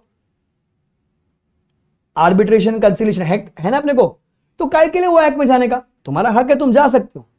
तो कंपनी से क्या है, मतलब मेरा स्वैग अलग है, जब कंपनी से एक 2013 रिवैम्प हुआ, मतलब जब नया बनकर आया, बोला मेरे बच्चे लोग मेरे पास ही रहने चाहिए, बाहर नहीं जाना चाहिए। सो कंपनीज एक्ट में एक डिपार्टमेंट बनाया गया, कंपनीज एक्ट में एक झुंड बनाया गया, बोला कि देखो तुमको मांडवली करने का, you have a right to go to arbitration conciliation, क्योंकि संविधान में दिया हुआ हमारा हक है, जा सकते हैं, तो उधर क्यों जाते हो, मैं देता ना तुमको एक डिपार्टमेंट, ये ले एमसीपी, एमसीपी, ये बच्चे लोग आए, कंपनी का कुछ मैटर है किसके साथ, इनकम टैक्स के साथ है, जीएसटी के साथ है, आपसी मामला है कंपनी का, या फिर कंपनी का एम्प्लॉय का मामला है, सेटलमेंट कर देना, तो एमसीपी क्या हो गया, मीडिएशन कंसिलिएशन पैनल। तो क्या करेगा सही, अगर कोई डिस्प्यूट होता है, कहीं भी आपकी एप्लीकेशन पेंडिंग है, चल रही है, आप उसकी मांडवली करवा सकते हो, किसके थ्रू, एमसीपी के थ्रू। सर एमसीपी को कौन बनाएगा, सीजी, कितने लोग बैठेंगे, सीजी बताएगा, क्या क्वालिफिकेशन होगी, सीजी बताएगा, क्या प्रोसीजर होगा, सीजी बताएगा, मतलब पूरे आंसर में it is as may be prescribed. Sir the qualification of the people in MCP, sir the procedure, the form, the fees will be as may be prescribed. Sir कितने दिन में इनको settle करने का केस को, MCP अपना decision कितने दिन में देगा, सर सीजी नहीं बता दिया है 3 महीने के अंदर, जैसे उनके पास केस आता है तो 3 महीने के अंदर को सेटल करने का, जो भी डिसीजन देने का, अभी डिसीजन दिया, सेटलमेंट आया, ये लोग पार्टीज को पसंद नहीं आया, कोई टेंशन नहीं है, पार्टीज को नहीं पसंद आना, कोई टेंशन नहीं है, you are not bound, you are not bound to, you are not bound by the decision given by MCP, you are not bound. तुमको फिर लीगल केस करना, करो, लिटिगेशन में हमेशा जा सकते हैं ना अपन, तो लिटिगेशन करो सर, कोई दिक्कत नहीं है। So it says the CG shall maintain a panel of expert to be called as MCP, कौन बनाएगा sir, CG. It shall consist of such number of experts having such qualification as may be prescribed during the pendency of proceedings। किसके सामने sir, CGTAT, किसके सामने, CGTAT, CGTAT के सामने आपका case pending होना चाहिए। सर एनी पार्टी, एमसीक्यू में आ सकता है, any party to the proceeding may apply to MCP in such form with such fees as may be prescribe. Sir the CGTAT may also refer suo motu to the MCP, वो खुद से भी जा सकते हैं। Sir the fees other terms and condition of MCB shall be as may prescribe, पूरा answer as may prescribe चल रहा है। Sir the MCP will have 3 months to dispose of the matter, so देखो 3 लोग के सामने केस पेंडिंग होना चाहिए, 3 महीना है, 3 लोग के सामने 3 महीना, इसलिए याद रखो CGTAT के सामने केस पेंडिंग होना चाहिए और 3 महीना है हमारे पास।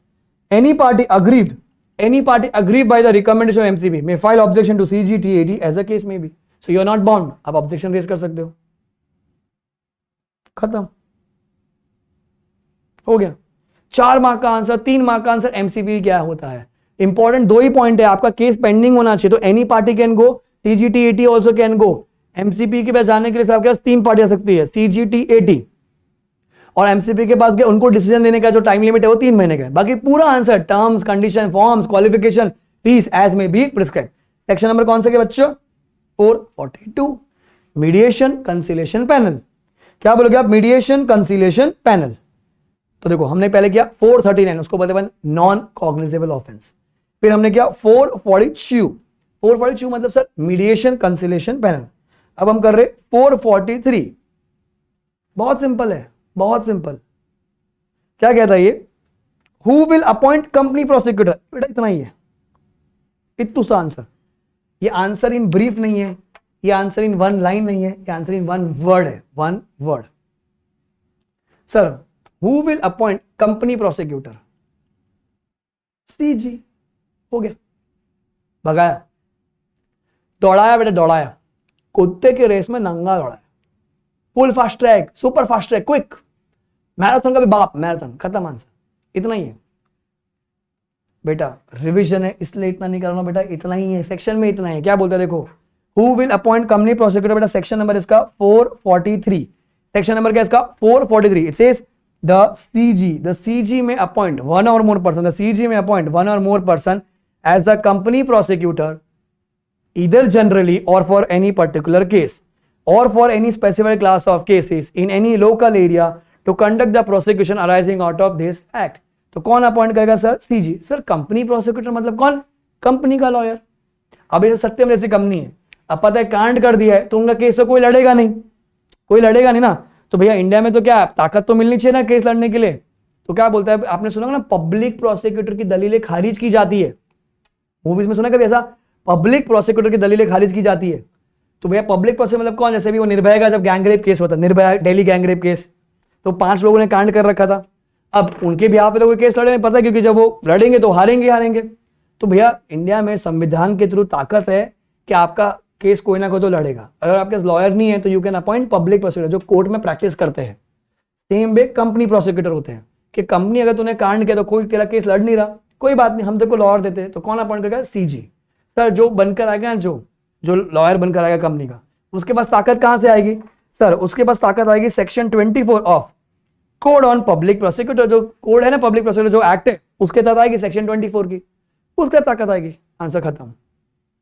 सेक्शन नंबर कौन सा बेटा? 443 क्या कहता है? Who will appoint company prosecutor? Sir CG will appoint generally or a particular case or for a class of cases. ताकत कहां से आएगा? Section 24 of code on public prosecutor, code on public prosecutor. Done. So this is 443 that says who will appoint company prosecutor, who will appoint company prosecutor. आ जाओ अभी आगे करते अपन। 444 मेरा favourite है। ए 444 that's called appeal against acquittal. क्या बोलते हैं इसको? Appeal against acquittal. क्या है बेटा ये? Appeal against acquittal that's called 444। Sir मतलब क्या होता है? देखो एक होता है कन्विक्टेड, मतलब जिस पे सजा चल रही है, एक्यूज्ड, ठीक है। कन्विक्टेड मतलब सर जेल हो गई है। एक को अपन बोलते हैं ना बाइज्जत बरी कर दिया, बाइज्जत बरी कर दिया मतलब उसको क्या एक्विट कर दिया अपन ने। अब क्या हुआ? अज्यूम करो एबी लिमिटेड और रिलायंस इंडस्ट्रीज लिमिटेड का केस चल रहा था। मैं बोलता हूं कि रिलायंस ने कांड किया है, मैं बोला रिलायंस ने कांड किया। अब जो रिलायंस ने कांड किया सबूत नहीं मिला तो कोर्ट क्या करेगा? सर तमाम सबूतों गवाहों को मद्देनजर रखते हुए यह अदालत माननीय श्री मुकेश अंबानी जी को बाइज्जत बरी करती है। तो मेरे को तकलीफ होएगा, तो मेरे पास क्या हक है? अपील फाइल करने का। मेरे पास क्या हक है? अपील फाइल करने का कि सर आप उसको एक्विट कर रहे हो। सर नहीं एक्विट मत करो सर, तो मैं अपील फाइल करूंगा। तो मैं जब अपील फाइल करूंगा तो मैं किसी लॉयर को अपॉइंट करूंगा। तो मैंने लॉयर को अपॉइंट किया, लॉयर को अपॉइंट किया क्योंकि उसके पास ताकत है अपील फाइल करने की। सर मैं बोलता हूं मेरे पास लॉयर ही नहीं है, जब मेरे को लॉयर ही नहीं मिला तो कौन होगा? सर मेरे को तो सीजी अपॉइंट करके देगा ना। कौन अपॉइंट करके देगा? सीजी। किसको अपॉइंट करके देगा? कंपनी प्रोसिक्यूटर को। So it says the CG may direct, क्या बोलोगे आप sir? The CG may direct इधर एनी कंपनी प्रोसिक्यूटर, क्या? Any company prosecutor or authorise any person either by his name, or authorise any person either by his name or by virtue of his office, or by virtue of his office to present an appeal. क्या बोलोगे? To present an appeal from the order of acquittal pass by any court. मतलब sir या तो company prosecutor पास ताकत होगी या कोई ऐसा इंसान जिसको पास ताकत है, कौन? लॉयर, या जिसके पास, जिसको बोला गया कि तू अपील फाइल कर तो वो अपील फाइल करेगा। To present an appeal of acquittal, to present an appeal against the order of acquittal pass by any court. But कहानी में ट्विस्ट है, all orders are appealable except high court. क्या बोलेगा चुप? All orders are appealable except high court orders, all orders are appealable except high court orders. So अगर high court ने decision दिया acquittal का तो आप उसके खिलाफ अपील फाइल नहीं कर सकते हो। इतना सा आंसर है, 4 मार्क का आंसर, 3 मार्क का answer. Appeal against acquittal sir किसके पास ताकत है? सीजी। किसको डायरेक्शन देगा? या तो कंपनी प्रोसिक्यूटर को, या authorise any person either by his name or by virtue of his office to present an appeal against the order of acquittal by any court. All orders are appealable except high court orders, except high court orders. Clear sir? Application of fines, next section क्या बेटा? Application of fines. Next section क्या है? Application of fines. Sir ये क्या होता है? 446 क्या है? 446 एप्लीकेशन ऑफ फाइन मतलब सर, अरे अपन बोलते ना minimum 50,000 maximum 3 lakh, minimum 25 maximum 5 lakh. तो ये फाइन दे तो दिया, अब कोर्ट क्या करेगा? सर फाइन को 2 जगह यूज कर सकते हैं। Sir the court imposing any fine under this section shall be applied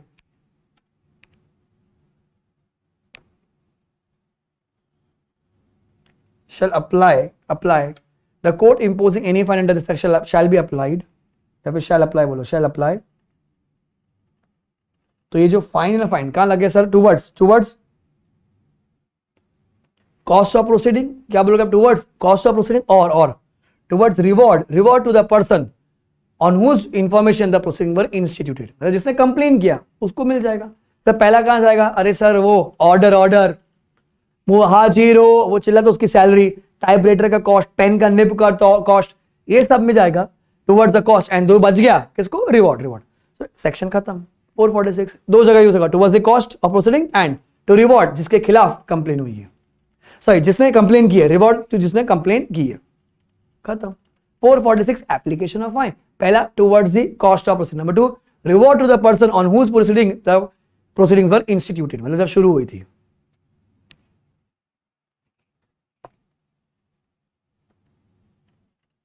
देखो अभी सर पहला हमने किया 439, क्या सीखा अपन ने उसमें, नॉन कॉग्निजेबल ऑफेंस। सर 442 मतलब MCP, mediation conciliation panel. 443 sir who will appoint company prosecutor, मेरा फेवरेट। 444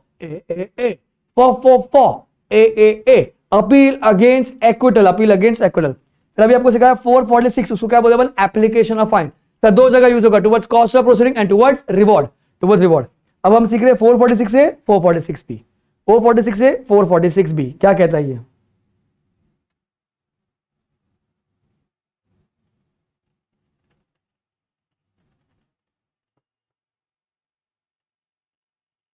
सर 446 ए बहुत सिंपल है। अरे अपन ने बोला मिनिमम 50 है मैक्सिमम 5 लाख है, मिनिमम 25 है मैक्सिमम 5 लाख है, तो ये मिनी मैक्स ही दे दिया है, तो जो जजवा होगा वो मिनिमम भी बोल सकता है मैक्सिमम भी बोल सकता है, तो वो मिनिमम और मैक्सिमम के बीच का फिगर भी तो बोल सकता है ना।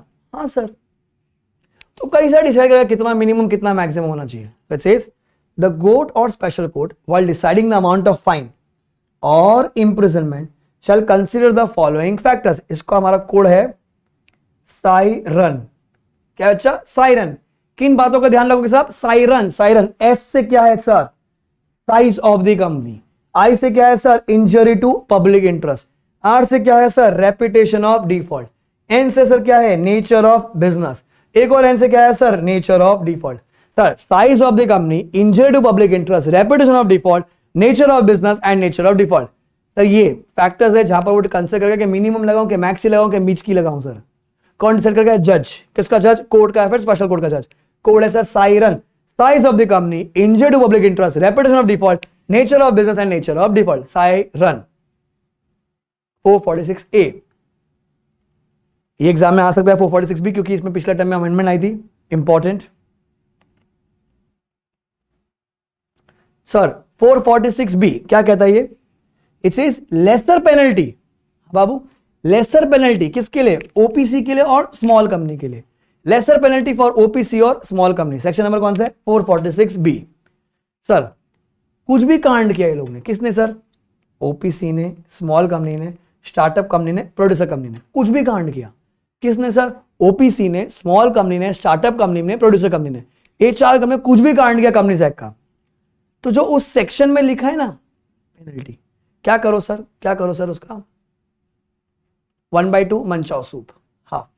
Then the company and the officer in default shall be liable to a penalty which shall not be more than 1/2 of the penalty, which shall not be more than 1/2 of the penalty। मतलब जो minimum लगे ना बेटा, minimum वो half,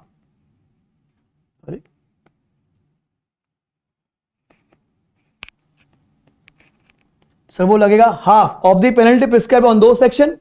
sir maximum कितना होगा sir, maximum sir 2 lakh in case of a company, 1 lakh in case of officer. मतलब sir OPC ने, स्मॉल कंपनी ने, स्टार्टअप कंपनी ने, प्रोड्यूसर कंपनी से कोई भी सेक्शन तोड़ा जहां पर लिखा है सर मिनिमम 25, तो उसका हाफ कर दो, इनके 12,500 रुपए हो जाएगा। ठीक है, मिनिमम उतना हो जाएगा, half of the penalty prescribed इन दो सेक्शन, सब्जेक्ट टू मैक्सिमम कितना होगा 2 लाख इन case of a company and 1 lakh in case of officer. 2 lakh in case of a company, 1 lakh in the case of officer. 443 1 and 2 1 2 half.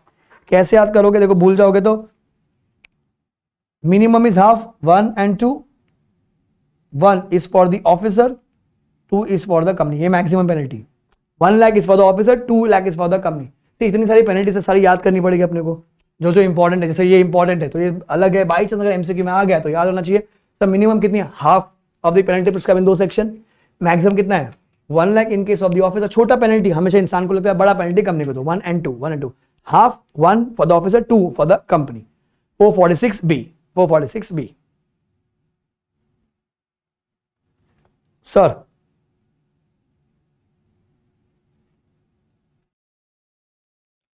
अब देखो next section आता है मेरा 454A, penalty for repeated default. Penalty for repeated default, कांड किया आपने, वापस आपको सजा दे दी गई है, आपको सजा दे दी गई है, फिर से आपने कांड कर दिया. कितने साल के अंदर sir? 3 years from the date of order of imposing penalty. साला सुधरोगे नहीं तुम. You are like a dog's tail, कुत्ते का दूम, डुटुक डुटुक डुटुक डुटुक. बराबर. तो लॉ क्या बोलता है सर? आप लाइबल हो सेकंड और सब्सिक्वेंट डिफॉल्ट, कितना लगेगा? डबल. सीधा डबल. वापस से कांड करना, वापस से पेनल्टी पर, वापस से कितना? डबल पेनल्टी लगे. डबल. देखो क्या बोलता है.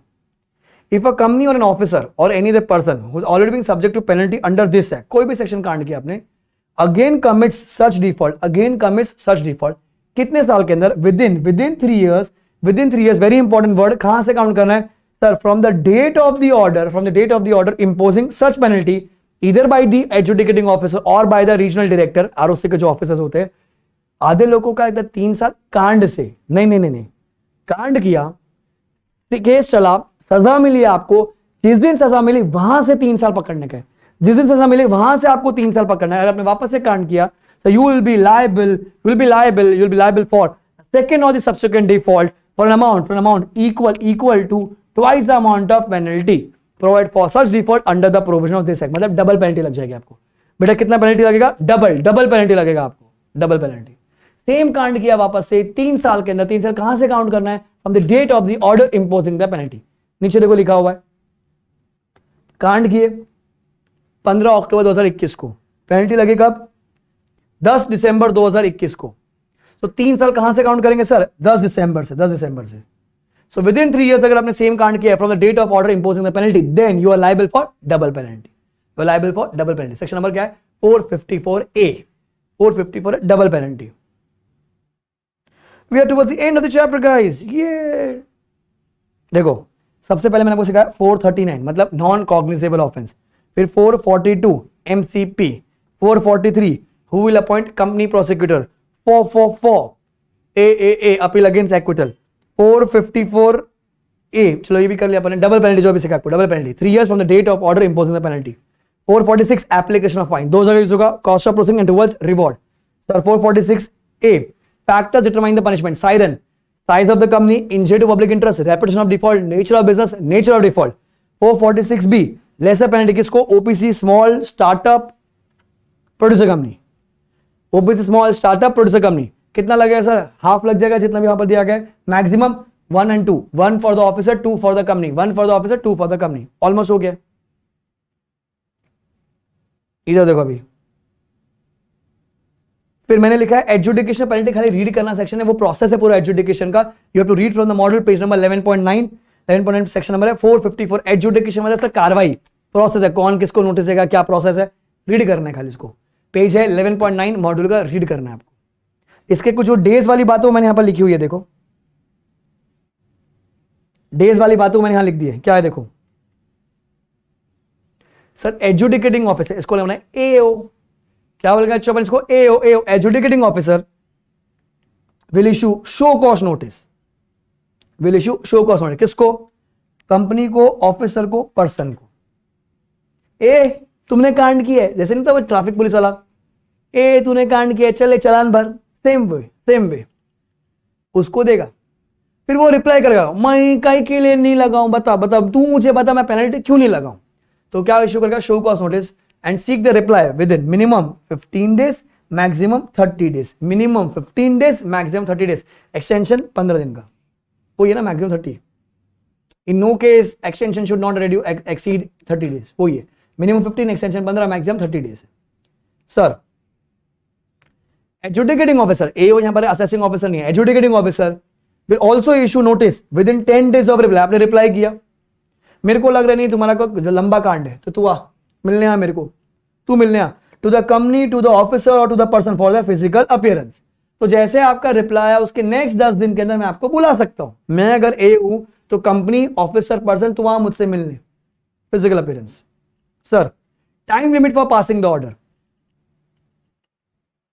I am satisfied on number 1 only, मेरे को आपका फिजिकल अपीयरेंस नहीं चाहिए, मेरे को आपका फिजिकल अपीयरेंस नहीं चाहिए, ठीक है sir. If no physical appearance is required तो AO will pass the order within 30 days from the expiry of the period mention in notice. क्या I need to seek your reply, जैसे reply आपका आ गया मेरे को, ठीक है, आई एम सेटिस्फाइड, मैं ऑर्डर पास कर दूंगा। बट आपने रिप्लाई किया, उसके नेक्स्ट 10 दिन के अंदर मैंने आपको फिजिकल अपीयरेंस के लिए बुलाया, बराबर, आप आए, so it's if physical appearance is required then AO will pass the order within 90 days of the expiry of the period mentioned in notice। same time मतलब प्रोविजन सेम है, खाली अगर फिजिकल अपीयरेंस चाहिए तो 90 दिन है, नहीं चाहिए तो 30 दिन है। रीड कर लीजिए एक बार इसको, रीड।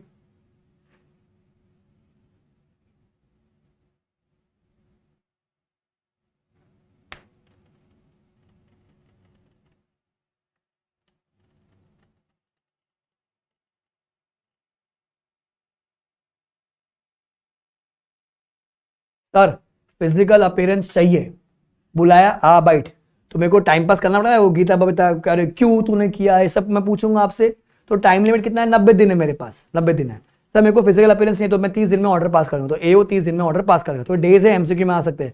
देखो शो कॉस्ट के लिए कितना है, 15 दिन है, आपका जवाब आ गया, इधर आई एम सेटिस्फाइड और not satisfied, if I am not satisfied मैं फिजिकल अपीयरेंस के लिए बुलाऊंगा 10 दिन के अंदर। मैंने फिजिकल अपीयरेंस बुलाया तो मेरे को ऑर्डर टाइम लिमिट कितना हो जाएगा, 90 दिन में मेरे को ऑर्डर पास करना है। फिजिकल अपीयरेंस नहीं बुलाया तो मेरे पास 30 दिन का टाइम लिमिट है, 30 दिन, ठीक है सर।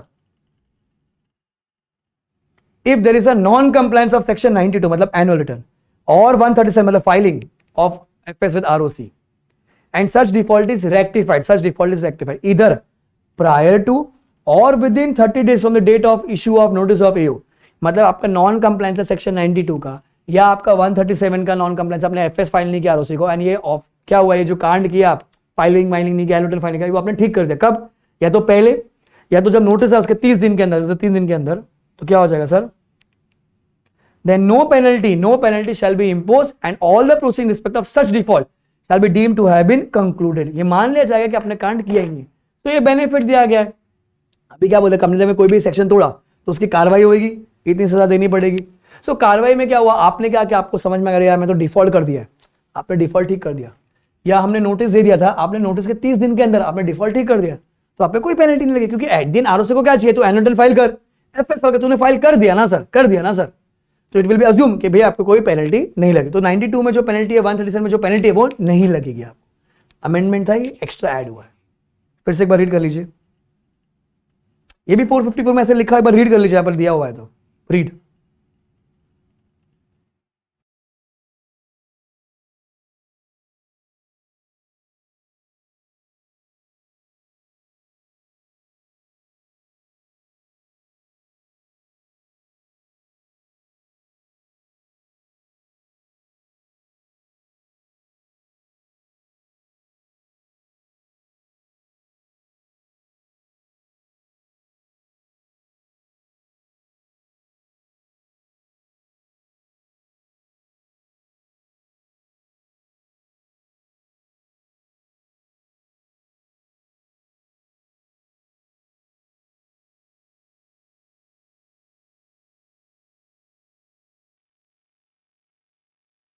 डन है, कूल,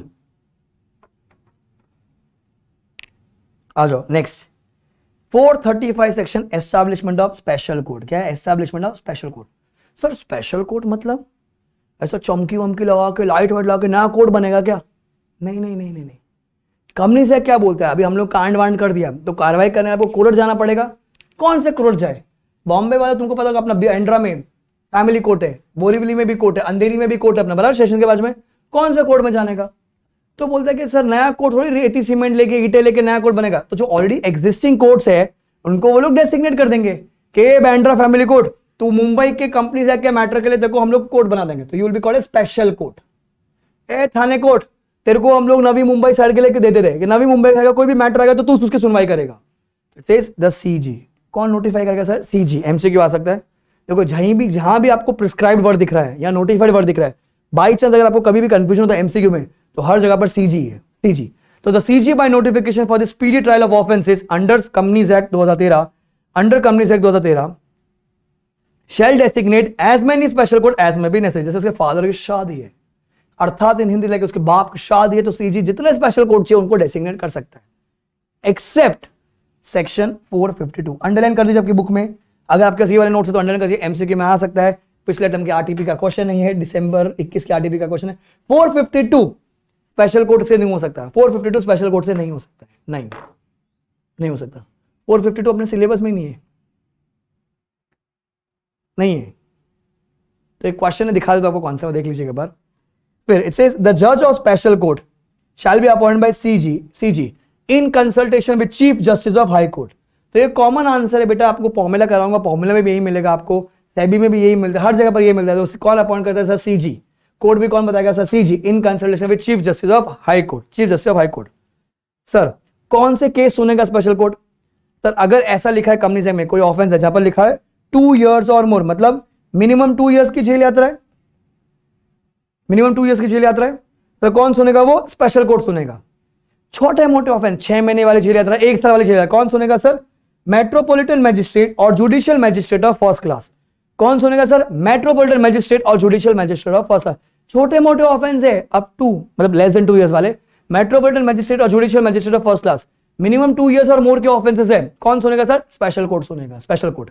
सर स्पेशल कोर्ट में कितने जज होंगे सर? सिंगल जज होगा, सिंगल जज। वो कौन होना चाहिए? या तो वो सेशन जज होगा या तो वो एडिशनल सेशन जज होगा, या तो वो सेशन जज होगा या तो एडिशनल सेशन जज होगा। बहुत सारी बातें इसी डायग्राम में है, ध्यान से सुनो। हमने क्या बोला? सारे केसेस जो होगा कौन सुनेगा? स्पेशल कोर्ट सुनेगा। बट स्पेशल कोर्ट में पावर की बाइफर्केशन दे दी, क्या बोला? छोटे मोटे ऑफेंस है, छोटे मोटे court, metropolitan magistrate, judicial magistrate first class, तू सुन। 2 years और मोर वाले मैं सुनेगा। अच्छा स्पेशल कोर्ट में कितने जज बैठेगा? 1 जज बैठेगा। कौन होगा सर? वो या तो वो सेशन जज होगा या तो वो एडिशनल सेशन जज होगा, या तो वो सेशन जज होगा या तो एडिशनल सेशन जज होगा। ये सब एमसीक्यू डिस्क्रिप्टिव में भी आ सकता है। Sir all the offences under 435 जो स्पेशल कोर्ट में लिखा है except 452 shall be triable only by the special court establish for the area in which the registered office of the company in relation to which the offense is committed is situated। मतलब sir मैं बोलता मुंबई में कांड हुआ है तो मुंबई का जो स्पेशल कोर्ट होगा खाली वो ही सुनेगा सर, दिल्ली में कांड है तो दिल्ली का जो स्पेशल कोर्ट है वो सुनेगा सर। बट अब मुंबई इतना बड़ा है, वहां पर 2 है, एक आजमगढ़ बांद्रा में दे रखा है, एक आजमगढ़ नवी मुंबई में दे रखा है, तो सर कहां जाने का? मुंबई का कांड हुआ तो सीजी बताएगा। कौन बताएगा? सीजी। सर सीजी ने कहा किसको दे रखी है? हाई कोर्ट को दे रखी है। किसको दे रखी है? हाई कोर्ट को। Sir if there are more than one special court then by such one of them as may be specified in this behalf by the high court concern. कौन बता देगा? High court. तो CG ने कहा किसको दे दी? High court. हाई कोर्ट तू बता देना कौन सा वाला है। समझा आपको? बहुत सिंपल है। अरे भैया अगर एक ही कोर्ट है जिसको डेसिग्नेट कर दिया गया है तो वो वाला कोर्ट सुनेगा आपकी कार्रवाई। बट एक एरिया में 2 या 3 स्पेशल कोर्ट है तो कौन से कोर्ट में? नवी मुंबई वाला आएगा, वेस्टर्न लाइन में बांद्रा वाला सुनेगा। कौन बताएगा सर? हाई कोर्ट बताएगा। एग्जाम में इस पे भी क्वेश्चन था, इस पे भी क्वेश्चन है कि अगर किसी एरिया में बूंदी डिस्ट्रिक्ट का क्वेश्चन है, देखना आपकी अपनी क्वेश्चन बुक में मिला बूंदी डिस्ट्रिक्ट में 2 हाई कोर्ट है राजस्थान के, तो सर वहां पर कौन होगा? हाई कोर्ट बताएगा कौन से केस में कौन से कोर्ट में सुनने का। इतना सा आंसर, 4 मार्क का आंसर, इतना सा answer.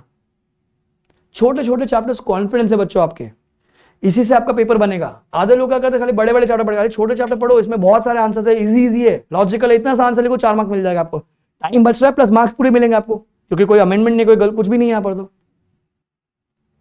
Sir last answer, सुमरी trial क्या है बच्चों? ये समरी ट्रायल मतलब कार्रवाई, झटपट फटफट फटाफट। ए आओ रे, बैठो फटफट, बैठो बेंच पे फटफट। क्या है? हाँ चल डिसीजन। मैं तारीख पे तारीख तक नहीं दे रहा हूं। वो क्या बोलते हैं, अगर स्पेशल कोर्ट को लगता है कि ऐसे ऑफेंसेस कंपनीज एक्ट में जहां पर दिया है इंप्रिजनमेंट अप टू 3 years, कितना? अप टू 3 years, वो सारे केसेस को हम लोग सुन सकते समरी से। हम रेगुलर से तो सुन ही सकते हैं, समरी से भी सुन सकते हैं। अच्छा अब तो अप टू 3 years वाले कवर हो गए। अब उनको डिसीजन तो देने का ना, वो मैक्सिमम 1 साल का दे पाएंगे। ये ऐसा लिखा है ना, कंपनी से का सेक्शन तोड़ा आपने तो अप टू 3 years मिलेगा आपको। तो मेरे पर हक है, मैं 6 महीने की सजा दे सकता हूं, 1 साल की दे सकता हूं, 1.5, 2, 2.5, 3 की दे सकता हूं। बट समरी ट्रायल में क्या बोलते हैं? Only those offences will be covered which are up to 3 years। जो डिसीजन देना पड़ेगा ना, आप सर मैक्सिमम 1 साल का दे सकते हो। जो इंप्रिजनमेंट आप अनाउंस करोगे ना, मैक्सिमम 1 साल की आप अनाउंस कर सकते हो। अच्छा सर, अरे मेरे को सर मोर देन 3 इयर्स वाले सुनने हैं रेगुलर ट्रायल से। सर मैंने अप टू 3 इयर्स वाला सुना पर मेरे को सजा 1.5 साल की देनी है, सर रेगुलर से रेगुलर कार्रवाई करो। देखो वही लिखा हुआ है, the special court if it thinks fit may try offences under this act summarily, मतलब फट fast track courts, fast track batch which is punishable with imprisonment for not exceeding 3 years, not exceeding 3 years, मतलब up to 3 years वाले cover हो जाएंगे। In case of conviction, maximum sentence of imprisonment can be passed is 1 year। तो maximum सजा कितनी मिलेगी sir आपको? 1 साल की मिलेगी। If it appears to a special court that the nature of case is such that sentence of imprisonment for exceeding 1 year may have to be passed on more than 1 year, or it is undesirable to try the offense, try the case summarily, then the special court may hear the case as per the procedure of regular trial। तो कैसे follow करने का? Regular follow करने का। बहुत simple है sir. Up to 3 years वाले cover होंगे, अप टू 3 इयर्स वाले कवर होंगे, सजा 1 साल की जाएगी। तुमको अगर मोर देन 3 इयर्स वाला सुनना है या 1.5 साल की सजा देनी है, 2 साल की सजा देनी है, रेगुलर फॉलो करो। क्या फॉलो करो? रेगुलर। सेक्शन नंबर कहां लिखा है सर? 436 में सब लिखा हुआ है। 436 समरी ट्रायल, 436 में ये लिखा है सारे ऑफेंसेस की, और 436 में समरी ट्रायल लिखा हुआ है। रीड।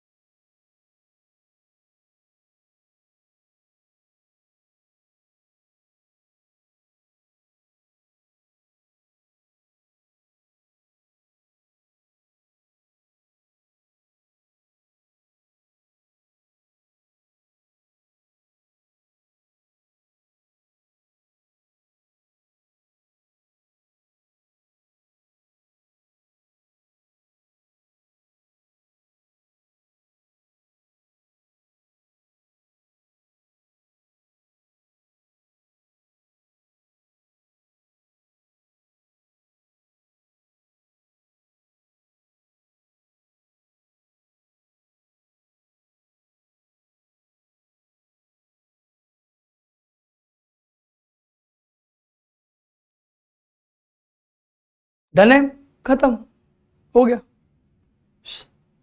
स्पेशल कोर्ट हो गया। सर ऊपर वाले सेक्शन वो अपने को उसमें मिलेंगे, मिसलेनियस में मिलेंगे वो सारे आपको। देखो अभी जो रह गए वो अपन मिसलेनियस में करेंगे। तो अभी अपन ने क्या किया? 435 किया, 436 कर दिया, 435 436। सर 435 आपका स्पेशल कोर्ट है, 36 समरी वाला है, 439 नॉन कॉग्निजेबल है। अच्छा 441 आई थिंक सिलेबस में नहीं है, अपने कंपाउंडिंग ऑफ ऑफेंस सिलेबस में नहीं है। 442 आपका MCP, 443 who will appoint company prosecutor, 444 a appeal against acquittal, 454 adjudication है, उसका मैंने आपको टाइम लिमिट 15 दिन, 10 दिन, 30 दिन, 90 दिन। आई होप याद होगा, 15 दिन, 10 दिन। फिजिकल अपीयरेंस हुआ तो ऑर्डर पास होगा 90 दिन में, नहीं हुआ तो 30 दिन के अंदर। Sir 446 application fine, cost of proceeding towards reward. 446 A siren, size of the company, injury, repetition of default, nature of business, nature of default. 446 B lesser penalty for OPC, small company, startup company, producer company, बराबर। तो half लग जाएगा and 1 lakh for the officer, 2 lakh for the company, maximum penalty 446 B. Sir 435 में कौन से offence आएंगे sir? सारे offence special court सुनेगा सर। कितने साल वाले? 2 इयर्स और मोर वाले, छोटे वाले मेट्रोपोलिटन मजिस्ट्रेट और judicial magistrate first class. Sir special court में कितने जज बैठेगा? एक जज बैठेगा, एक ही जज बैठेगा, बराबर। सर वो कौन होना चाहिए? या तो सेशन जज होना चाहिए या तो फिर वो एडिशनल सेशन जज होना चाहिए वहां पर। सर सारे केसेस को कौन सुन सकता है? स्पेशल कोर्ट, एक्सेप्ट सेक्शन 452 वाला, एक्सेप्ट सेक्शन 452 वाला। वो 452 वाला केस कर लेते अपन हाथ के हाथ, तो क्या आपको कॉन्फिडेंस आ जाएगा। तो मेरी तरफ से एक और चैप्टर हो गया स्पेशल कोर्ट, स्वाहा, फिनिश, समाप्त, झाला। Thank you. I think close to 40-45 में इसमें भी लगा अपने को। पसंद आ रहा है? मजा आ रहा है आपको? आई होप आपकी रिवीजन फटफट हो रही है, झटपट, फटफट, फटाफट। फटफट क्या करने का? आपके ऑथर की जो बुक है आपके सारे क्वेश्चन सॉल्व कर लीजिए। मॉडल के पीछे जो टेस्ट है हाथ कर लेने का। मैं सारे जो चैप्टर चल अपने मॉडल के हिसाब से चल रहे हैं, फटफट कर लेने का इसको, ठीक है। आ जाओ अपन इतने वो चैप्टर देख लेते हैं, क्वेश्चन देख लेते हैं।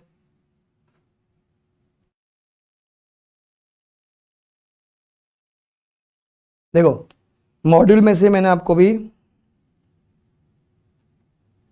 चैप्टर नंबर 9 करा दिया पूरा, ठीक है। चैप्टर नंबर 11 करा दिया आपको, 9 हो गया, 11 हो गया है, 12 हो गया है, 13 हो गया है, 9, 11, 12, 13 हो गया हमारा, और ऊपर से चैप्टर नंबर 6 हो गया है, राइट। चैप्टर नंबर 6 हो गया।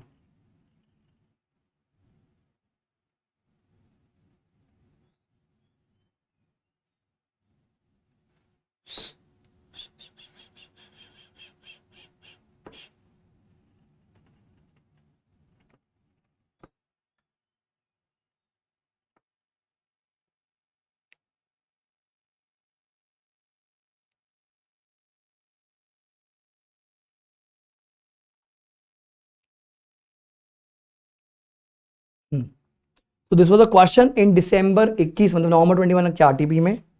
आंसर सुनना भी, क्वेश्चन नंबर 26 है, मैं आपको लास्ट में नोटिंग करवा दूंगा, पहले सुन लो। Amar is a branch manager in Kismat Bank Limited. ठीक है, during the course of recovery drive initiated by the bank, Amar collected around 50 lakh rupees from the defaulters or NPA. He did not credit the amount so recovered in respect of the respective borrower's loan, but kept with himself. मतलब fraud किया. Later he absconded with the amount so भाग गया. An FIR was lodged by the bank, and the police, after making intensive search, caught and arrested. Charge sheet was issued and case was submitted in the court. क्या कहानी है, क्यों कहानी है, पता नहीं क्या पूछना चाहता है। फुल स्टोरी, क्वेश्चन नीचे मिलेगा 6 मार्क या 3 मार्क, 2 मार्क ईच या 1 mark each. Sir, in which category cognizance और नॉन कॉग्निजेबल, कॉग्निजेबल या non cognizable, embezzlement of cash by Amar shall be treated? बोलो, फ्रॉड किया है। All the offences under company sector call as non cognizable except 2126, that is investigation by SFI. तो मेरे ख्याल से पता नहीं sir, I don't know, non cognizable हो सकता है, क्योंकि खाली 2126 ही बोला गया ना कॉग्निजेबल, तो बाकी सारे नॉन कॉग्निजेबल है। सर फ्रॉड है तो फ्रॉड नहीं, फ्रॉड पे तो 2127 तो सर कॉग्निजेबल होना चाहिए फिर ये, मुझे भी नहीं पता आंसर क्या है। Non cognizable offences are less serious than that of cognizable, do you agree? Yes. Substantiate your plea by differentiate between this two, तो डिफरेंस लिखना जो मैंने आपको सिखाया था। सर नॉन कॉग्निजेबल ऑफेंस मतलब छोटा ऑफेंस है, नॉन कॉग्निजेबल छोटा offence, person will be arrested on the basis of warrant and bailable है। All the offenses are non-cognizable. उधर सर बड़ा ऑफेंस होता है, person can be arrested on the basis without warrant, it's a non bailable, and 2126 वाला is a cognizable offence. अच्छा, which offence special court can not deal with, वैसे set case can be dealt by special court, तो ये वही है 452 वाला special court नहीं deal कर सकता, ये वही वाला रेफरेंस है, क्योंकि ये अमेंडमेंट था उस टाइम का, इसलिए इंस्टीट्यूट ने आरटीपी में डाल दिया। अब ये क्वेश्चन पेपर में बन सकता है, क्योंकि दिसंबर के किस में तो आया नहीं पेपर में, तो पर आरटीपी में था ये। देखो अब इधर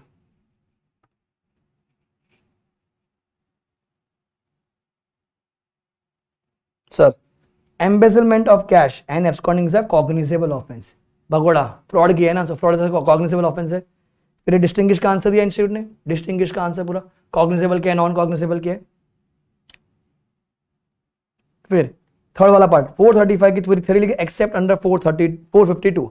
अब 452 मेरे सिलेबस में नहीं है, इसको रट्टा मार लेना, नहीं है हमारे सिलेबस में, जाके मॉड्यूल चेक कर लेना, इंस्टीट्यूट का नोटिफिकेशन भी चेक नहीं है सिलेबस में वहां पर। तो मैं बोलता हूँ ये मेरे को थ्योरी एग्जाम के टाइम पे तो याद रहेगी नहीं, मेरे को तो एग्जाम के टाइम में याद नहीं, तो आप बोलो एक्सेप्ट 452, तो ये जो सिचुएशन है यही सिचुएशन है मेरे सामने अभी 452 में कवर्ड है। Sir the special court can not deal with the matters on which 452 applies in the given case in the branch after collecting money absconded which comes under the purview of 452, hence this matter cannot be dealt by special court। Sir क्या है वो? If a person or officer of the company obtains possession of any property including cash and जो भी cash है वो wrongfully withhold करता है, ठीक है, तो सर वो गिल्टी है एज पर 452, गिल्टी है 452। तो ये सिचुएशन 452 में अट्रैक्ट हो रही है, तो आपको ध्यान रखने का ऐसा कोई सिचुएशन आता है, क्योंकि 452 सिलेबस में नहीं है हमको, तो आपको बोलना कि अगर कोई इंसान है जो पैसा लेके भागा है, प्रॉपर्टी लेके भागा है कंपनी की, तो वो 452 में कवर होगा, स्पेशल कोर्ट उसकी कार्रवाई नहीं कर सकता, स्पेशल कोर्ट उसकी कार्रवाई नहीं कर सकता। तो इसलिए 435 में अमेंडमेंट आई थी कि एक्सेप्ट अंडर सेक्शन 452, इसलिए ये केस इंपॉर्टेंट हो गया। क्लियर? सो आपकी टीचर की बुक में जो भी आप नोट्स फॉलो करें, अगर मेरे वाले फॉलो करें, वहां नीचे लिख दीजिए या टेरेस पे कहीं भी लिख दीजिए, refer question 26, refer question 26 RTP November 21। तो ध्यान रखा स्पेशल कोर्ट का एक ही बहुत धमाकेदार क्वेश्चन है, वो 3 क्वेश्चन है, एग्जाम में आ सकते हैं। क्लियर? सो गाइस मेरी तरफ से आपका ऑपरेशन हो गया यहां पर, और आपका स्पेशल कोड भी हो गया। स्कोरिंग ऑपरेशन 4 से लेके 6 मार्क्स, स्पेशल कोड अगेन 2 से लेके 4 मार्क्स आ सकता है, it could go on 6 marks also, अगर एमसीक्यू ऐड करते तो अपन। कूल है? तो हमारा एक और चैप्टर डन। अगली क्लास में मिलेंगे अपन with new hopes, new chapters, अब की बार आखिरी बार, अब की बार मैं पार, अब की बार मैं पार। ठीक है? Do like the video, comment and share with your friends and show some love guys. Make sure इस टाइम में आप पक्का पास हो जाओ।